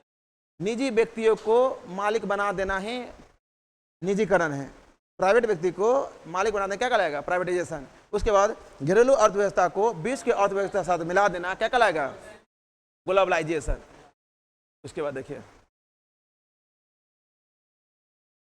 1809 में फारसी में गिफ्ट टू मोनोथिस्ट किसने लिखा है? देखिए फारसी भाषा में गिफ्ट टू मोनोथिस्ट लिखा था राजा राम मोहन राय। राजा राम मोहन राय का जन्म हुआ था 1772 में, 1772 में, और 1833 ईस्वी में वह ब्रिटेन के ब्रिस्टल में उनका देहांत हो जाता है। ब्रिटेन के ब्रिस्टल में क्या होता है? देहांत हो जाता है। राजा राम मोहन राय का जन्म 1772 में, 1833 के ब्रिस्टल में क्या होता है? मृत्यु हो जाता है। देहांत होने से पहले वह भारत में बहुत बहुत बड़ा काम किए थे। सबसे पहला काम क्या किए थे? 1805 ईस्वी में वह ब्रिटिश कंपनी के साथ जुड़ जाते हैं और 1815 ईस्वी में 1815 ईस्वी में उसने एक समाज का स्थापना करता है, आत्मीय सभा का। किसका स्थापना करता है? आत्मीय सभा का। और आत्मीय सभा के बाद 1817 ईस्वी में एक हिंदू कॉलेज का स्थापना करते हैं। किसका स्थापना करते हैं? हिंदू कॉलेज। लिख लीजिए, क्वेश्चन फू आता है यहाँ से, पूछता है तो इन्हीं के बारे में पूछता है। तो सबसे पहले 1815 ईस्वी में आत्मीय सभा का स्थापना करते हैं। किसका स्थापना करते हैं? आत्मीय सभा। अच्छा, डिस्कशन सही करवा रहा है कि नहीं करवा रहे हैं?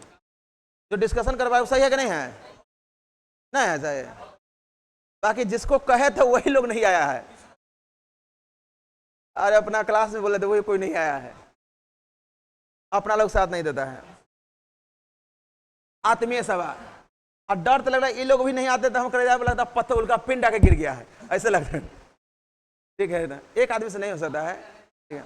उसके बाद 1817 ईस्वी में इसने हिंदू कॉलेज की स्थापना करता है। किसका स्थापना करता है?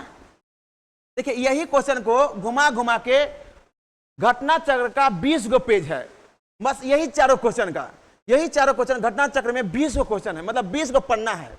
राजा राम मोहन राय का जन्म 1772, मृत्यु 1833, उसी क्वेश्चन का 3 बार पूछा हुआ है। फिर राजा राम मोहन राय ने ब्रिटिश कंपनी में कब शामिल होता है? 1805 में, 1805 में। उसके बाद राजा राम मोहन राय ने आत्मीय सभा का स्थापना कब किया है? 1807 में। और हिंदू कॉलेज का स्थापना कब किए हैं? 1817 में। और वेदांत कॉलेज का स्थापना कब किए हैं? 1825। वेदांत कॉलेज का स्थापना कब किए हैं? वेदांत कॉलेज का स्थापना कब किया है? 1825। उसके बाद ब्रह्म समाज की स्थापना कब किए हैं? ब्रह्म समाज का जो स्थापना किए हैं 1827, 1828 जो ब्रह्म समाज की स्थापना किए हैं। पहले ब्रह्म सभा, पहले देखिए ब्रह्म सभा था 1827 में, इसी को 1828 में क्या कर दिए? ब्रह्म समाज। क्या कर दिए? ब्रह्म समाज। ब्रह्म समाज। अब ब्रह्म समाज का जो स्थापना हुआ है, ब्रह्म समाज का, ये कब हुआ? 1828। और इसी राजा मोहन राय ने 1829 ईस्वी में, 1829 ईस्वी में लॉर्ड विलियम बेंटिंक के सहयोग से सती प्रथा क्या करते हैं? सती प्रथा को समाप्त करते हैं। यानी महिला जो पति मरता था उसके साथ सती करने का जो प्रथा था उसको 1829 क्या करते हैं? समाप्त कर देते हैं। उसके बाद आगे चलकर 1833 ईस्वी में इनका ब्रिटेन के 1833 ईस्वी में ब्रिटेन के ब्रिस्टल में क्या होता है? मृत्यु हो जाता है। ब्रिटेन के ब्रिस्टल में क्या होता है? मृत्यु। तो ब्रिटेन के ब्रिस्टल में इनका मृत्यु होता है, कब होता है? 1833। राजा राम मोहन राय को राजा का जो उपाधि दिया था अकबर द्वितीय। किसने दिया था? अकबर द्वितीय। और आत्मीय सभा का स्थापना 1815, हिंदू कॉलेज का स्थापना 1817, वेदांत कॉलेज का स्थापना 1825, ब्रह्म समाज का स्थापना, सती प्रथा का अंत 1800। इनका मृत्यु कब हो गया? 1833। उसके बाद दान 1772 में हुआ था। क्या बोले? कोलकाता में पढ़ा, कोलकाता में। वेदांत कॉलेज शायद नहीं दिया है, वेदांत कॉलेज देख लीजिएगा। पर उस टाइम क्या बोले? रेवाड़ी में हुआ था, रेवाड़ी में कोलकाता में ही पड़ता है। ठीक है ना भाई? ब्रह्म समाज देख लीजिएगा, ये सॉरी वेदांत कॉलेज देख लीजिए कहाँ पड़ता है, ये देख लीजिएगा।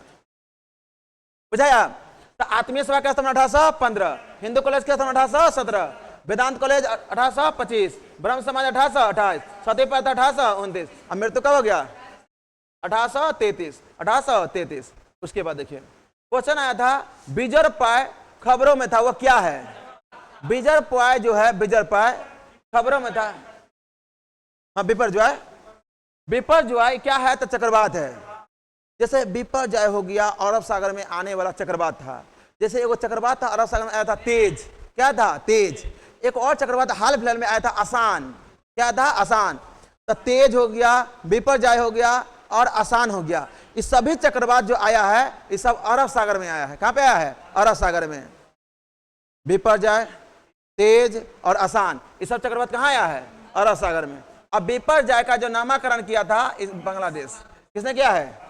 विपर्जय का जो नामकरण किया था किसने किया था? बांग्लादेश। किसने किया था? बांग्लादेश। किसने किया था? बांग्लादेश। निम्नलिखित में से कौन सी ताप विद्युत परियोजना महाराष्ट्र में नहीं है? तो कहलगांव कहां पड़ता है? कहलगांव बिहार। कहलगांव बिहार। कहलगांव कहां पड़ता है? बिहार, भागलपुर में पड़ता है, ठीक है ना। और ऑप्शन में था इसका, जैसे में देखिए, जैसे ठाणे, ठाणे कहां पड़ता है? महाराष्ट्र में। तो वह जो ताप विद्युत परियोजना ठाणे है वो कहां पड़ता है? महाराष्ट्र में। कहां पड़ता है? ठीक है ना। और ट्राम्बे भी पड़ता है। ट्राम्बे कहां पड़ता है? महाराष्ट्र में। ट्राम्बे कहां पड़ता है? महाराष्ट्र में। और कहलगांव जो है वो कहां है? भागलपुर में। कहां पे है? भागलपुर में।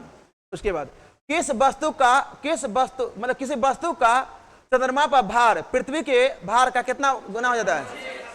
1/6। यानी कि धरती पर यदि कोई भार है मतलब 60, जब 60 न्यूटन का है तो वही चंद्रमा पर कितना हो जाएगा? 10 न्यूटन का हो जाएगा। कितना हो जाएगा? 10। देखिए, एक होता है भार, एक होता है द्रव्यमान। भार किसे कहते हैं? द्रव्यमान किसे कहते हैं? जैसे मेरे शरीर के अंदर में कलेजी, फेफड़ा, लेदी, पचौनी, जितना दुनिया का हर चीज है, ठीक है ना, तो ये क्या हो जाएगा? द्रव्यमान हो जाएगा। क्या हो जाएगा? द्रव्यमान। जैसे एक झोला ले लिए, झोला में भिंडी, आलू, घिउरा, झुगनी सब रख दिए, तो उसका क्या हो जाएगा? द्रव्यमान हो जाएगा। क्या हो जाएगा? द्रव्यमान। और उसी झोला को यदि हाथ में लटका के चलेंगे और हाथ में, तो गुरुत्वाकर्षण के द्वारा पृथ्वी अपने तरफ जो खींचेगा वो क्या हो जाएगा? भार। ना बुझाया? जो हम लोग धरती पर खड़ा है ये क्या है? भार। क्या है? भार। और हमारे शरीर के अंदर में जो है द्रव्यमान है। जैसे 1 किलो का सामान होता है, उसमें भर देते हैं, उसके अंदर में जो होगा वो द्रव्यमान होगा। और उसी बिस्कुटवा को मतलब इतना 1 किलो का पैक है, उसको ऐसे फेंकेगा और नीचे गिरेगा, वो क्या हो जाएगा? भार। क्या हो जाएगा? भार। यानी गुरुत्वाकर्षण बल ही क्या है? भार है। क्या है? भार है। 5 किलो का आटा लीजिएगा तो पनिकवा के अंदर में जो बंद है वो क्या हो जाएगा? द्रव्यमान। और वो आटा लेकर ऐसे फेंक दीजिएगा, फिर नीचे गिर जाएगा, वो क्या हो जाएगा? भार हो जाएगा। यानी गुरुत्वाकर्षण बल जो लगाता है वो भार है। क्या हो जाएगा? भार है। यानी धरती की अपेक्षा अंतरिक्ष में क्या होता है? भार कम होता है। बाकी द्रव्यमान, यदि 5 किलो का आटा यहाँ पर रखे थे तो अंतरिक्ष में द्रव्यमान उतना ही होगा। जितना द्रव्यमान यहाँ था अंतरिक्ष में भी उतना होगा। यानी इतना को पैक में आटा रखिएगा 5 किलो का, तो 5 किलो द्रव्यमान जितना यहाँ रहेगा उतना वहां रहेगा। भले उसका ऐसे फेंकेगा ना तो धरती पर द्रव्यमान तो मतलब धरती पर गुरुत्वाकर्षण बल ज्यादा है, इसलिए धप से गिर जाएगा। बाकी चंद्रमा पर वह धीरे गिरेगा, क्योंकि उसका जो गुरुत्वाकर्षण बल है वो क्या है? थोड़ा कम है। गुरुत्वाकर्षण बल कम है, ऐसे आटा फेंकेगा ना तो थोड़ा देर के लिए हवा में रहेगा, उसका धीरे धीरे धीरे धीरे गिर जाएगा। बुझाया? गुरुत्वाकर्षण ये भार द्रव्यमान क्या होता है? द्रव्यमान कभी भी चेंज नहीं होगा, बाकी भार क्या हो जाएगा? चेंज हो जाएगा। तो भार वही है जो क्या है? गुरुत्वाकर्षण बल है। भार वही है जो गुरुत्वाकर्षण बल है। यानी कि हम लोग किसके कारण धरती पर खड़ा है? गुरुत्वाकर्षण कारण। किसके कारण? गुरुत्वाकर्षण कारण। और हमारे अंदर का जो वजन होता है किसके कारण होता है? द्रव्यमान होता है। किसके कारण होता है? द्रव्यमान। यहीं तक रहने देते हैं, ठीक है ना। अभी क्लास है, ठीक है। उसका देखिए होमवर्क क्या रहेगा, सुनिए पहले होमवर्क। ध्रुव का होमवर्क क्या रहेगा समझिए, होमवर्क समझिए। देखिए, यूरोप का जितना भी राजधानी है, यूरोप का जितना भी राजधानी है पूरा, यूरोप का हम पैसा फोटो खींच के भेजेंगे, यूरोप का जितना भी राजधानी है पूरा, ठीक है। उसके बाद महात्मा गांधी के बारे में पूरा, कि महात्मा गांधी अभी क्वेश्चन आता थोड़ा आगे, महात्मा गांधी के बारे में आप जिस किताब से मन है उस किताब से पढ़िए, जिसका भी नोट है उसका पढ़िए। बाकी महात्मा गांधी से हम कल पूछेंगे सब क्वेश्चन, तो है ना, आपका होमवर्क रहा। यूरोप का राजधानी महात्मा गांधी के बारे में पूरा। और दूसरा नंबर बात क्या है, साइंस में, साइंस में एक चैप्टर आता है प्रकाश। क्या आता है? प्रकाश। प्रकाश चैप्टर का पूरा होमवर्क है, पूरा। ये 3 गो चैप्टर रहेगा होमवर्क में, कि सबसे ज्यादा क्वेश्चन आता है। 2 क्वेश्चन देखे ना, एगो अपर्तनांक वाला, एगो आंख वाला, एगो सघन वाला, है ना। सघन वाला किसे चैप्टर है? प्रकाश से है ना, लाइट से है। यानी 3 चैप्टर आपका होमवर्क में है। ठीक है ना। एक नंबर है, इस नंबर पर ग्रुप में ज्वाइन हो जाएगा 825279 और 79 और 56। इसी नंबर पर हम भेजेंगे आपको, इसी नंबर पर हम भेजेंगे आपका ये फोटो खींचकर, ठीक है ना।